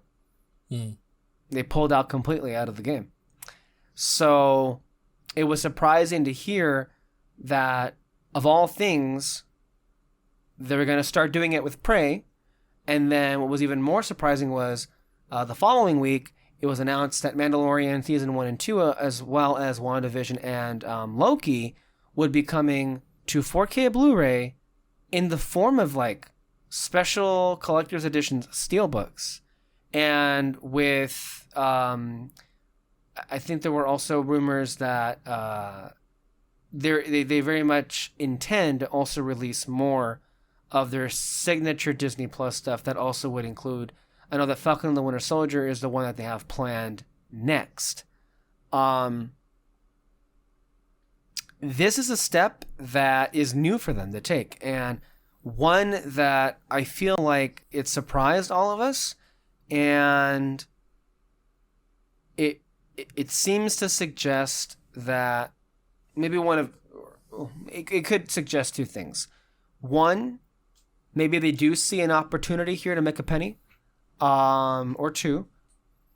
And then the other thing is, they really need to make a penny or two or here. Yes.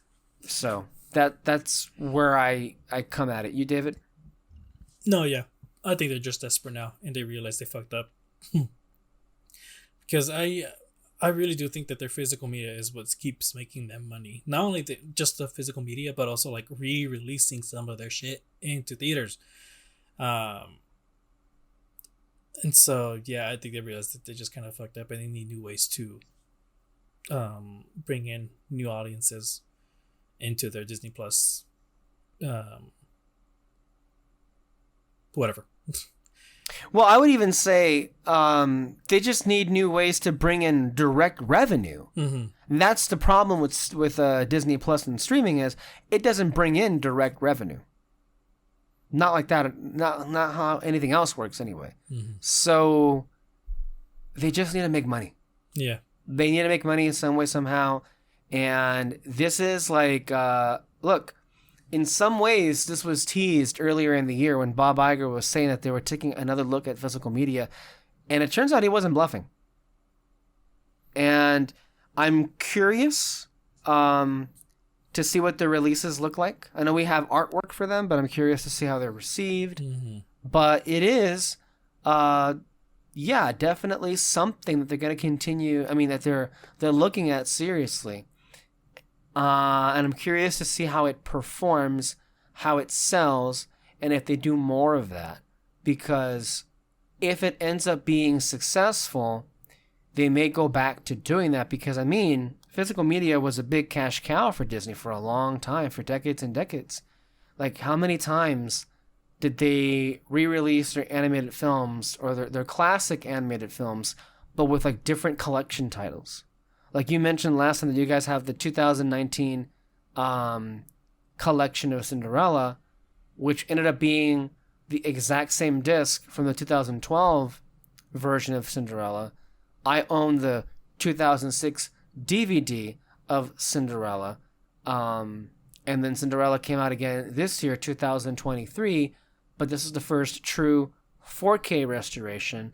As I mentioned last time as well, they're also working on a 4K restoration for Snow White and the Seven Dwarfs, and they're also doing 4K restorations of a lot of classic animated short films from the studio that they're also putting on Disney Plus.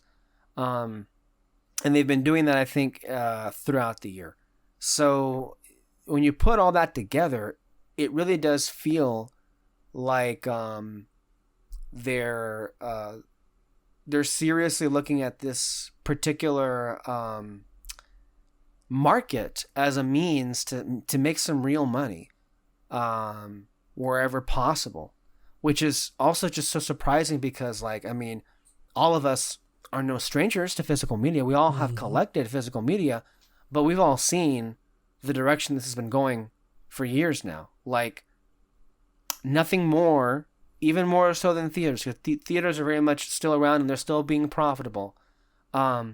Nothing more has been affected by the advent of streaming than physical media. Like, it's just like for years and years and years now, you've seen like a lot of the retailers like Best Buy or Target like really, really like dwindle down how much space they give.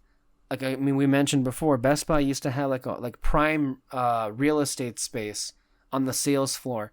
Now, if you have it at all, it's like one little shelf in the corner of the store. Mm-hmm.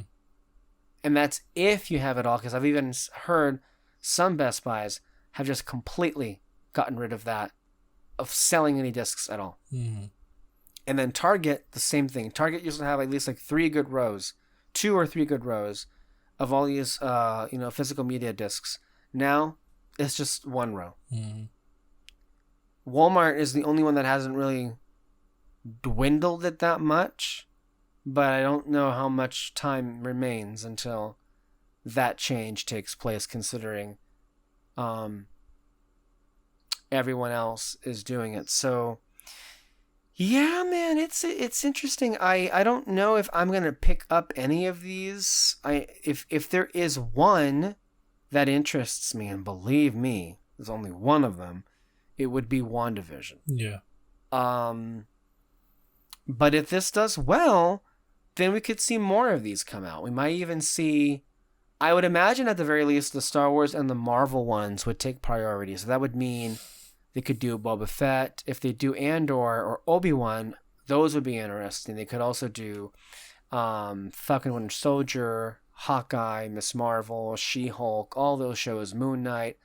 But they could also even do it. Maybe they may even do that with some of the movies. Like, I could see a Hocus Pocus 2 Blu-ray selling well. Mm-hmm. I could even see an interest for Willow.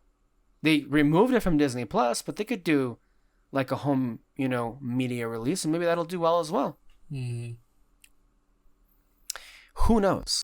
There's really no way of telling at this point. We're gonna have to do a little wait and see. But overall, I would say it's definitely good news, and we'll take all the good news we can get these days. Yeah. That's kind of where we're at. Speaking of not so good news, we were a little over a month away from seeing Dune Part 2. Mm-hmm. And I say we were because that no longer is the case. Yep. It was supposed to come out October. The trailer was amazing. But then at the last minute, it was moved because the studios and movie executives refused to pay their writers and actors what they feel they're owed. And so because of that, this strike is going to continue seemingly on and on and on. And because WB has seemingly no faith in the film doing well without a press tour led by Timothée Chalamet and Zendaya, they've made the decision to move it to 2024. And that isn't even the worst part. The worst part is they moved it to March. And I'm like, did you not see how packed this March was and how several films suffered? Like, you yourself saw Shazam! Fury of the Gods on your own part, WB. You saw that crater like nobody's business. But at the same time, Dungeons and Dragons from Paramount also cratered. I don't think that's the month to do Dune. If anything, move it to May, move it to June. Maybe it'll get that summer movie crowd in there, but March doesn't seem like a good play. And then also, it doesn't seem like a good play from the perspective of, wait a minute, I thought that this was like your awards franchise. Don't you want this to do well with nominations and wins? If you release that movie in March, are the voters going to remember that movie even came out by the time that the nominations come around? Like, hey, you're basically really shooting yourselves in the foot, not just with box office, but also with awards. All because you refuse to give the actors and the writers what they so clearly deserve. It's bullshit. Oh yeah, for sure. I think it still would have done well, even without those two actors promoting it. I'm pretty sure at least Dune is a pretty big franchise, big fan base, so I think it would have done pretty well. And since it's a part 2, could have easily gotten people to rewatch the first one on HBO or on Max. So yeah, there still could have been a lot of things you could have done without your actors, at least. And then March, I think they should have stuck with at least a summer release date or something. That probably would have helped them more.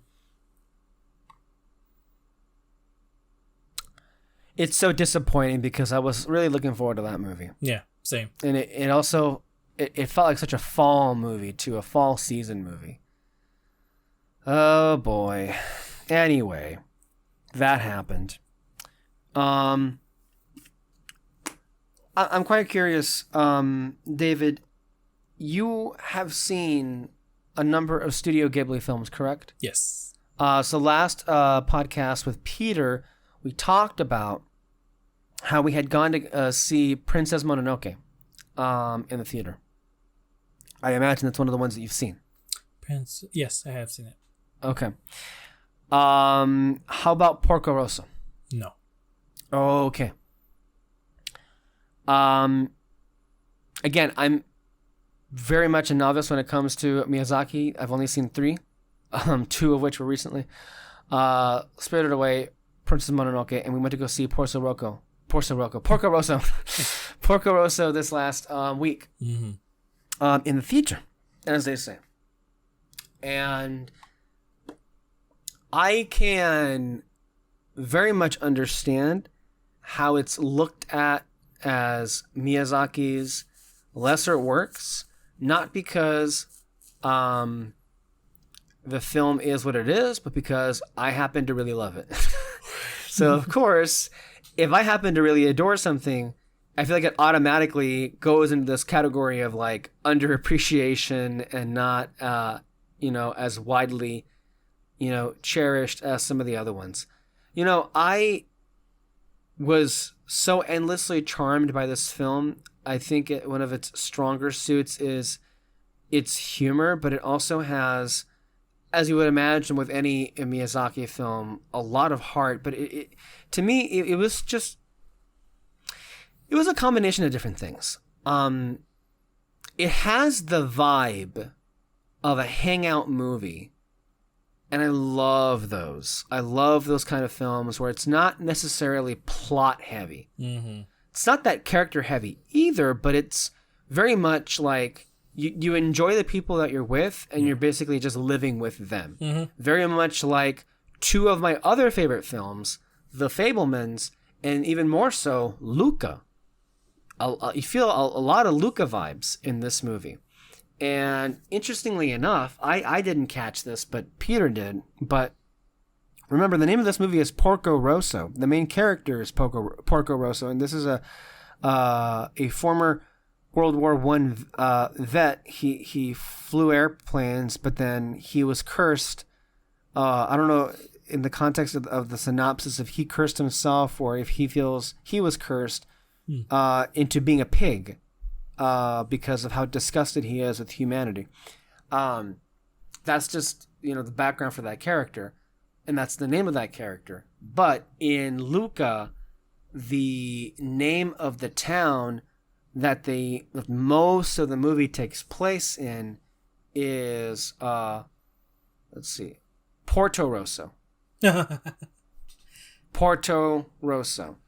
I think it's, yeah. Is it like, yeah, Porto Rosso.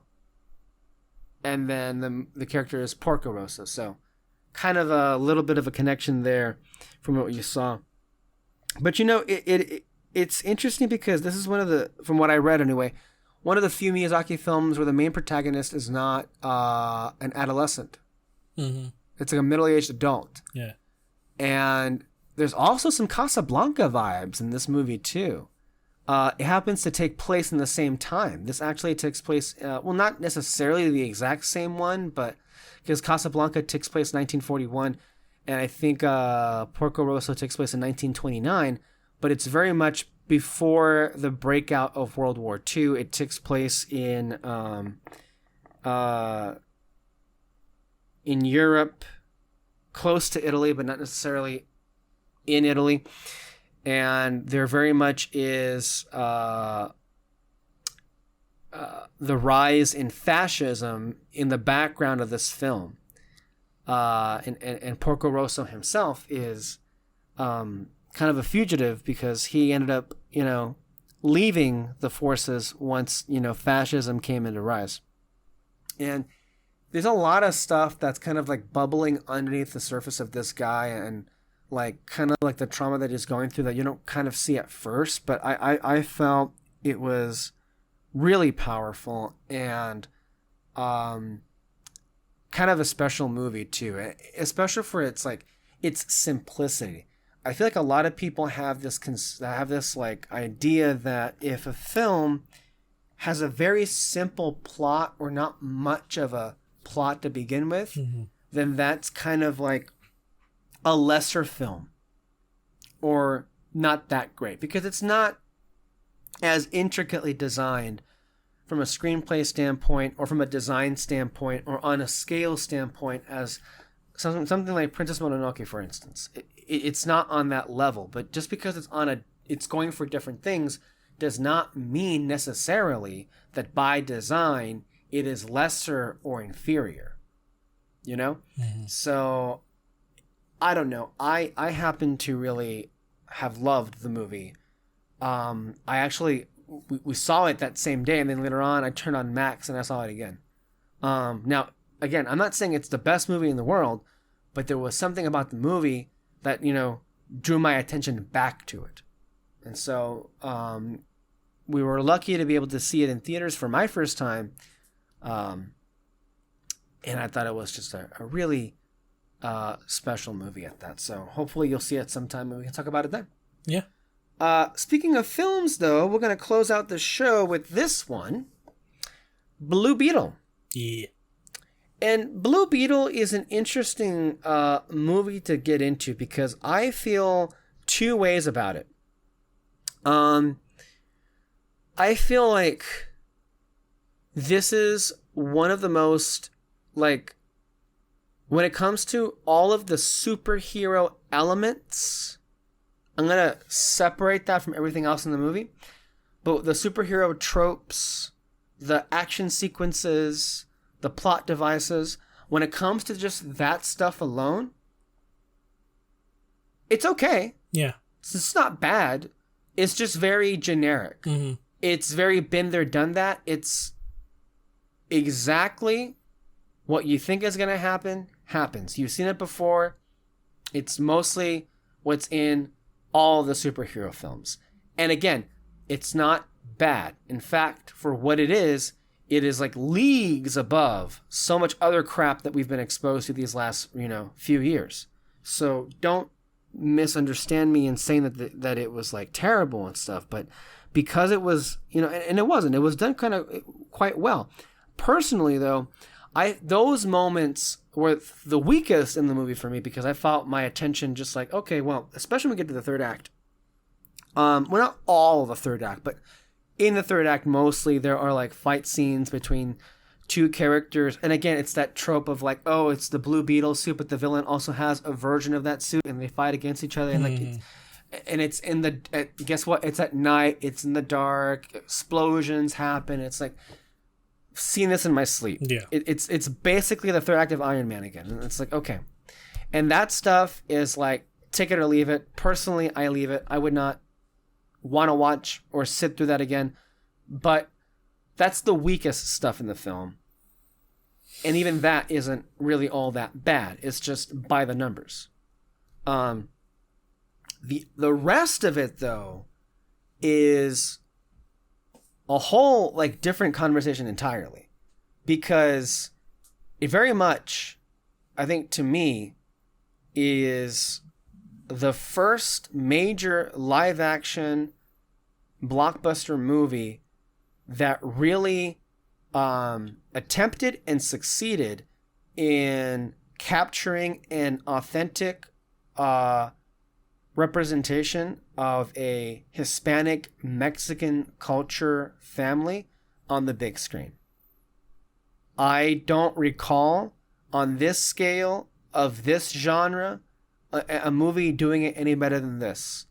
It was, and what I liked, what I thought made it even more special than other, like, I guess, representation films like Black Panther, if you will, or even Shang-Chi, is unlike those films, here in Blue Beetle, it's more than just, Jaime, who's the main character here, and him getting entangled in those superhero shenanigans. To an extent, and I was happy about this, it feels like a lot of those superhero tropes were kind of like an afterthought. Like there were window dressing. Like they kind of had to be there.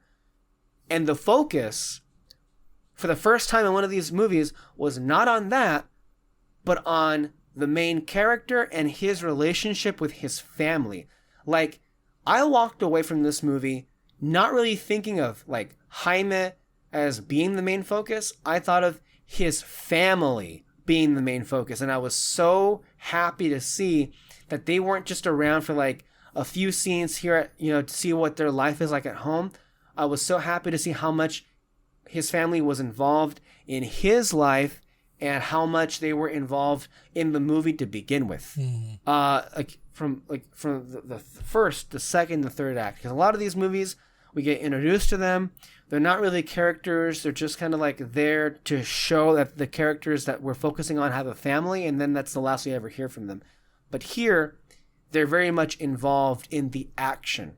And it feels more special, but it also has a duality to it where it is more authentic to this particular culture, because as you and I, David, belong to this kind of culture, we very much feel the realness of it in how family can be like that for us. Because in this particular culture, for people who may not be in or aware as to what it is like to be Hispanic or what it is like to be Mexican, watch this movie. That's exactly what it's like. Like there, and this is one of the few instances in the last number of years where a film was literally dropping, I'm not even sure you'd call them Easter eggs, but they were more sort of like references. They were dropping in so many references that you would only know if you were literally Hispanic or Mexican or in that culture or in the know of it. And oftentimes when that thing is done with most superhero films and they're just dropping Easter eggs or references left and right, or even in Star Wars lately, I'm like, okay, I get it. Shut up. But here, because it happened to be, because it was doing these references, it felt less of like, okay, nerds, here's your eggs. Let me just get them at you.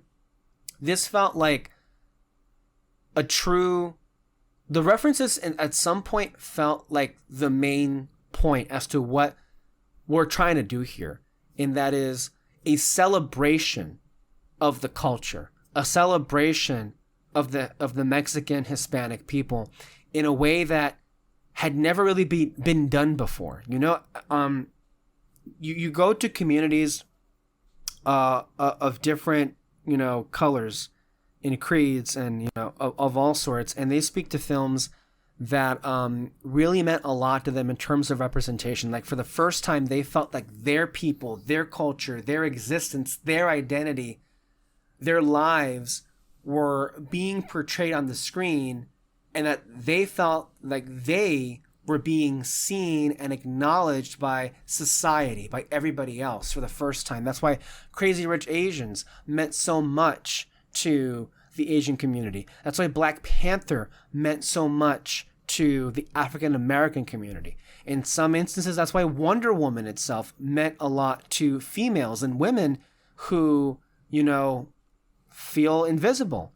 And in a lot of ways, I mean, the closest we had to a true celebration of Mexican culture before this movie was Coco.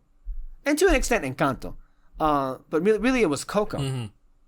And then Blue Beetle here comes and I think kind of one-ups, you know, Wonder Woman or Black Panther or Crazy Rich Asians because of how much it's over-delivering for its intended audience.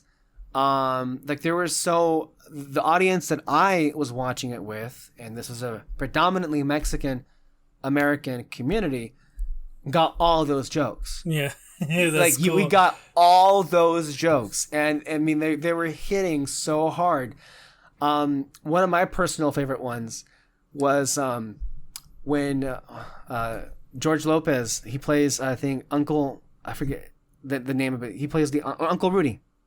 He plays Uncle Rudy here, and he ends up helping out with the plot, with the plot device basically. But he has like a little like makeshift machine that interrupts the security feed of the building they want to break into.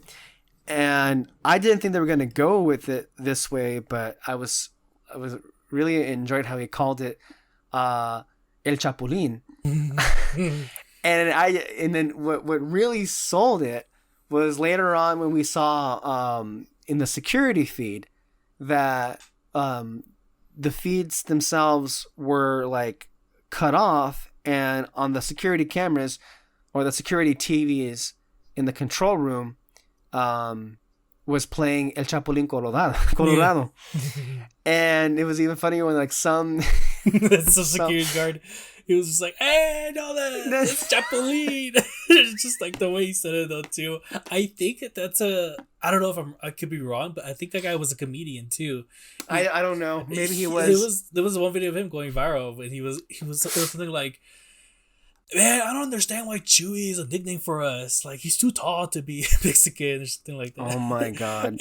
And then he's like, "You know who's a true Mexican? Artudito, right there. He even talks Mexican." I can't whistle. I can't. That loud whistle. I cannot do it. That's. But like he just goes. But basically, like, that's it. I think he walked in saying like, "No mames, güey, el Chapulín Colorado." I think that's what he was saying. That was just so funny. But again, the grandmother was hilarious. I mean, the revelation of her being like a freedom fighter, and her basically like doing the plan of attack to storm the building, and then to cut to like the granddaughter's reaction was like, "Damn, grandma." Mm-hmm. But you know how I really enjoyed in this film, more than I thought I would? So, George Lopez. Yeah, he was funny. They were trying really hard for him to be the comedic relief and all that. Like, you can tell that. But I mean, he was. I found his show hilarious, the George Lopez show. Oh yes. And then I mean, it maybe there was maybe a line or two that didn't work, but everything else did. Everything else like landed and it hit. Like, how he even little quirks, how he was like crying about how his truck was like damaged and I guess the gunfire. What's it called? Again, his introduction. He was late, and they had La Chona, the song, playing on the radio, and then how he's like kind of not conspiratorial, but also just like very paranoid about like security footage and everything, and like he said for them to walk in and everything. No, I totally bought him in the role of like the lovable like uncle that also lives with them. So. Yeah, and again, I also really enjoyed Jaime's father, who in this instance though was kind of like an opposite to the George Lopez stuff, because the George Lopez stuff was there for the comedic relief, and it landed. But everything with the father was for like a very different thing overall. And I feel like what was really powerful about the film in ways that I wasn't expecting was what they do with him. Mm-hmm. And especially that sequence when they're attacked in their home and they're being made, first of all, there's like a home invasion. They hide, they force them to come out. They have like all these guns pointed at them. And it just feels like, and again, like it felt so real. Even the beginning of the film felt so real because it opens with the family on the, you know, the brink of bankruptcy. They're talking about losing their home, and you know it's about on another level, and I think even more universal than just, you know, pertaining to this particular culture. But if you happen to be a young person that went through college and you racked up all these like student loans, you have this debt to deal with. But part of why the American dream is broken in today's day and age is because it doesn't matter if you have a college degree or not. It turns out we were lied to. The system has been so broken thanks to the Ronald Reagan administration and the conservative policies in the 80s that we've gotten to a point where capitalism is much more of an oligarchy. This place only works for the top 1%. All the politicians are, you know, in service of themselves and the donors that fund their campaigns. Doesn't matter what party you belong to. And there's no more middle class. There's a bottom class and an upper class. That's kind of where we live right now. And even if you've gone to college and you've gotten your degree, this film opens with a joke that was funny, but it was also kind of sad, because he puts on his graduation cap and he goes to a stranger after landing in the airport and asks him, "What do I look like?" And he says, like, "You're 6 figures in debt."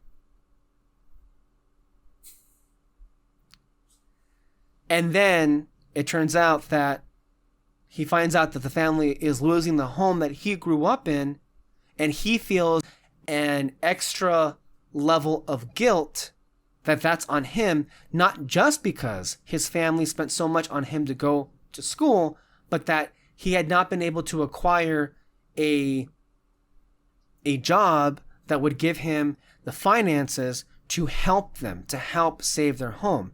So, and you have to understand how real that guilt feels like to not just every young person that went to college, went into debt, and then got themselves absolutely nothing to show for it, or nothing that can sustain them financially, but especially if you belong to, well, for what it's even saying, for a Hispanic or a Mexican household, if you did that, you're oftentimes the first person in your family to seek higher education. And you're always encouraged to do that. And then when you come back and you don't have very much in the way of finances, you don't have very much in the way of real material needs to show for it, you feel personally guilty and responsible for feeling like a waste of space, for feeling like all that time that you put into school was a complete and abject waste of time. And what I commend this movie for doing was speaking to that very real,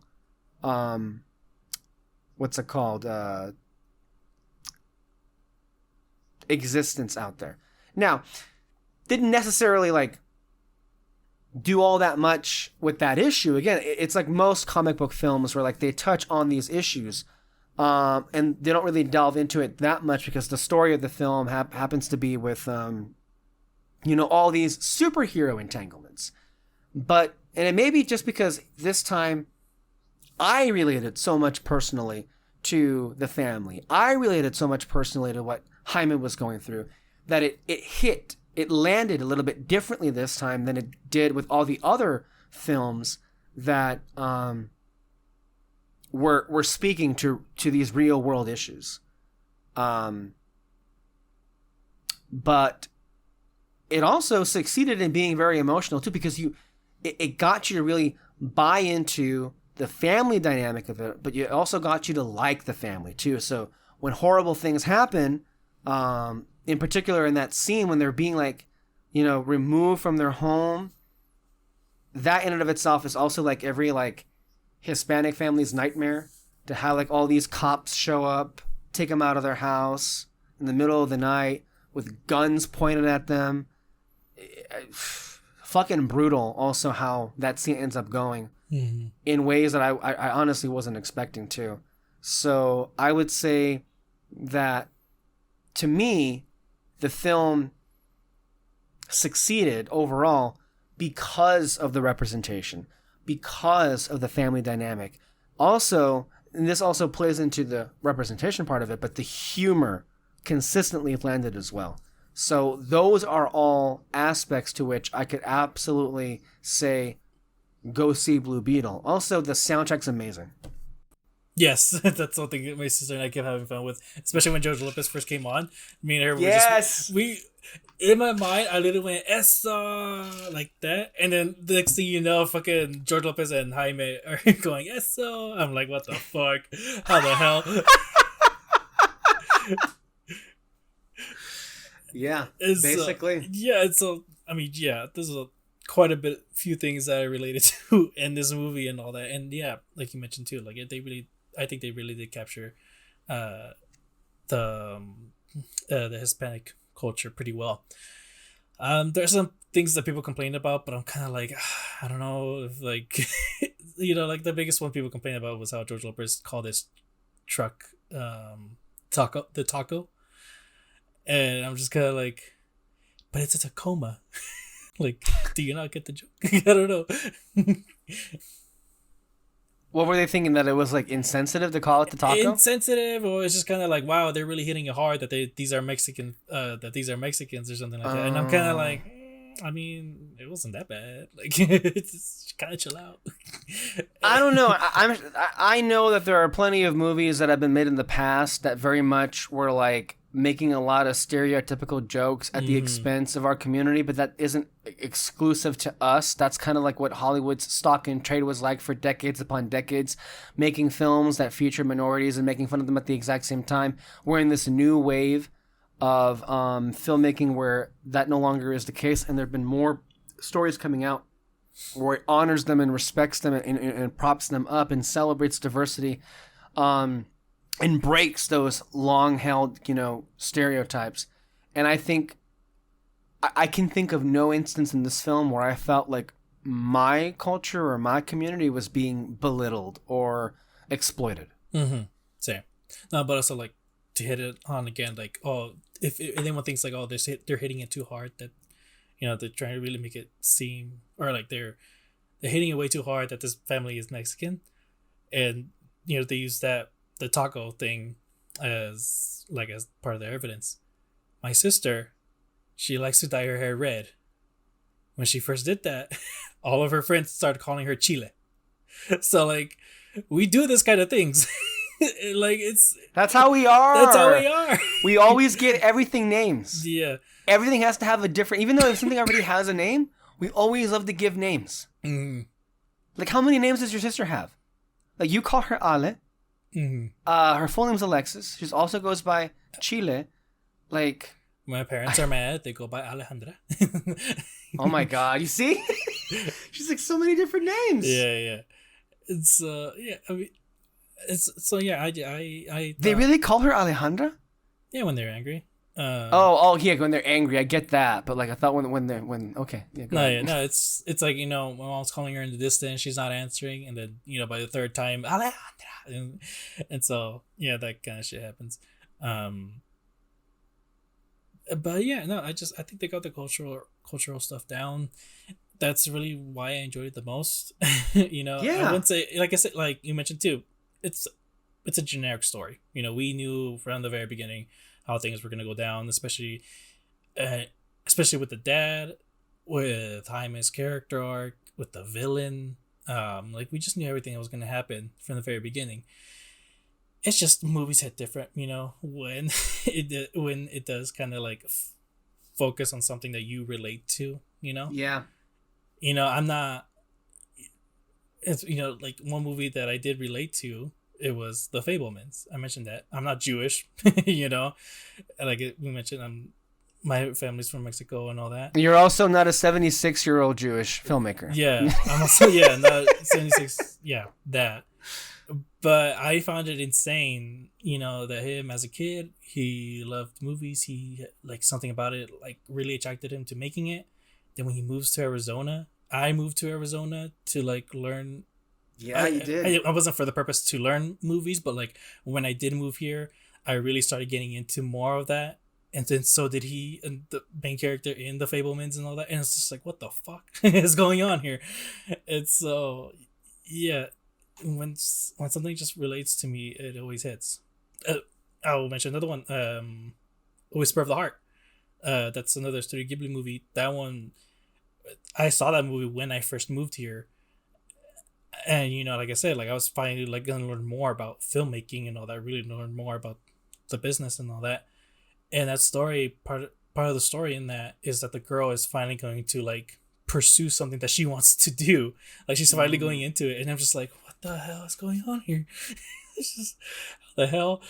It's so... It also reminds me of another film that, if memory serves correct, all of us kind of like had a personal connection with. Mrs. Harris Goes to Paris. Which, if you haven't seen, I'm going to stop this show right now dead in its tracks. I don't care. Peter and Kyle be damned. You can fuck off as far as I'm concerned. If you haven't seen Mrs. Harris Goes to Paris, what are you doing with your life?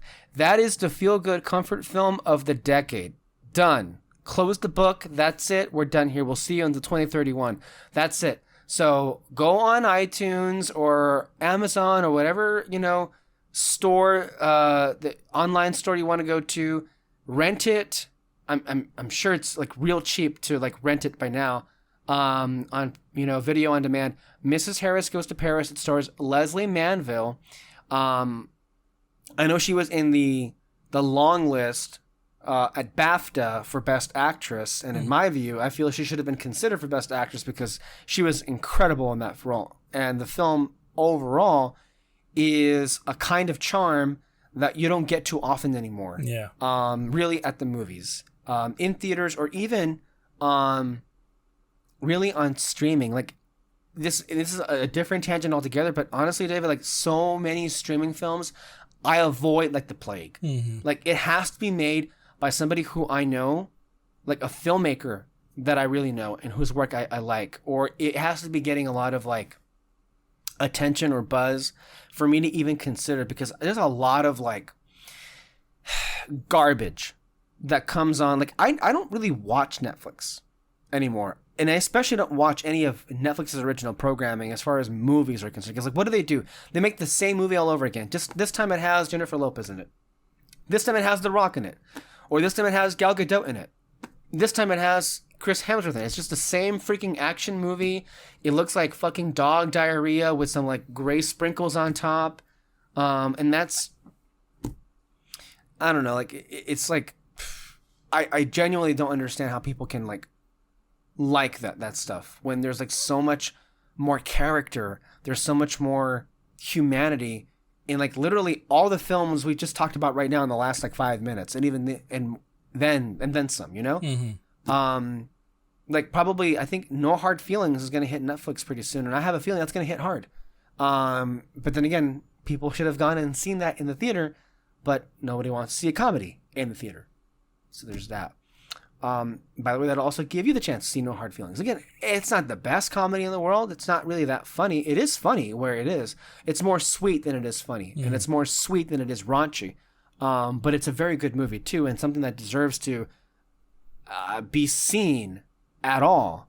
But you're right though. Sometimes there are those films that just connect with. That's why Luca, I connected so much to not the film, yes, but even more so like to the character, because I don't think I can think of a character in all of media that resembled who I was like as a child more so than Luca, in the way that he's afraid, in the way that he's nervous, in the way that he's curious, in the way that he likes to learn, in the way that he likes school, in the way that he, you know, just wants to be friends and wants to be accepted. those were all, qualities that I shared and I lived through at that age, at that particular age. So, yeah, I perfectly understand what you're saying. And sometimes, like we've been saying for years, sometimes films connect and sometimes they don't. And like we said earlier in the podcast, there's nuance to everything. It's not just black and white. Mm-hmm. We can have very negative things to say about films that we love, and we can have some positive things to say about movies or shows that we hate. I thought Ahsoka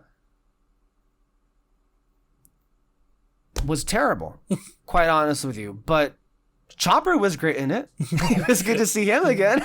Chopper was great. David Tennant was great. I did compliment the quality of some of the footage, like I mentioned in the reaction, like something about the footage that made it look like original trilogy. It did, quality, yes. And so I thought that was really neat. Different than Mandalorian. That there was a change there too. I also happened to really enjoy. Hey, you can call me a hypocrite, sure, but this is a nice little connection because I thought it was cool that Clancy Brown, who voiced Governor Ryder Azadi, the former governor of Lothal, who was in prison at first in the show, and then they liberated, and then who also helped them in the finale of Rebels, ended up being governor again of Lothal in the New Republic, and it ended up being played, and perfectly played, by Clancy Brown, because when they designed the character Ryder Azadi, they designed him to look like Clancy Brown. And so Clancy Brown gets to play his character again, but this time in live action, and he looks the role. Mm-hmm. And I thought that was cool. Yeah. And it's like maybe the fourth character that Clancy has played in the Star Wars universe, because I think he also played that red horned guy in the first season of Mando, and he also played Savage Opress in the Clone Wars animated series. Oh, that's cool. Mm-hmm. So yeah, you see, those are things that I happen to really enjoy about Dave Filoni. It's just, or I guess of that show specifically. Mm-hmm. But yeah. Anyway, you're saying about connecting to Blue Beetle. No, that was pretty much it. Yeah, because I mean, I find it funny, and you mentioned too that the family were pretty much the main characters too in the movie and all that, and I love that they came together. Oh my gosh, that part after the police raid the family's house and all that, and they were like, we'll hold the tears for now. Okay, we gotta do this thing first. I thought that was so great, and then when they all came together, now we can cry. That was so good. I love that. Okay, it's, like I said, and I mentioned this earlier too. It's like I connected with this family. I felt kind of emotional for them. Like it's pretty easy for me to do that in movies. I couldn't do that with Ahsoka. Like there was nothing there, and I already know these characters too. These were new. The ones in Blue Beetle were new for me. Like I already knew these characters in Ahsoka, but I felt nothing. Come on. Yeah. Yeah. Anyway, before we close, we should mention though, and I'm not even sure what it made, like 30 million in its opening weekend. No, it was 25 million. 25, I think so. Yeah. It is no surprise because the trailers didn't necessarily look all that great. In some ways, it was pretty authentic to what the film ended up being, which was a generic superhero film. That's true. Of course, mostly it's a DC film, and clearly, if it hasn't been made clear at this point, DC films this universe is dead. Mm-hmm. It's so bad. Are they even going to release Aquaman at this point? That's how bad things have gotten to.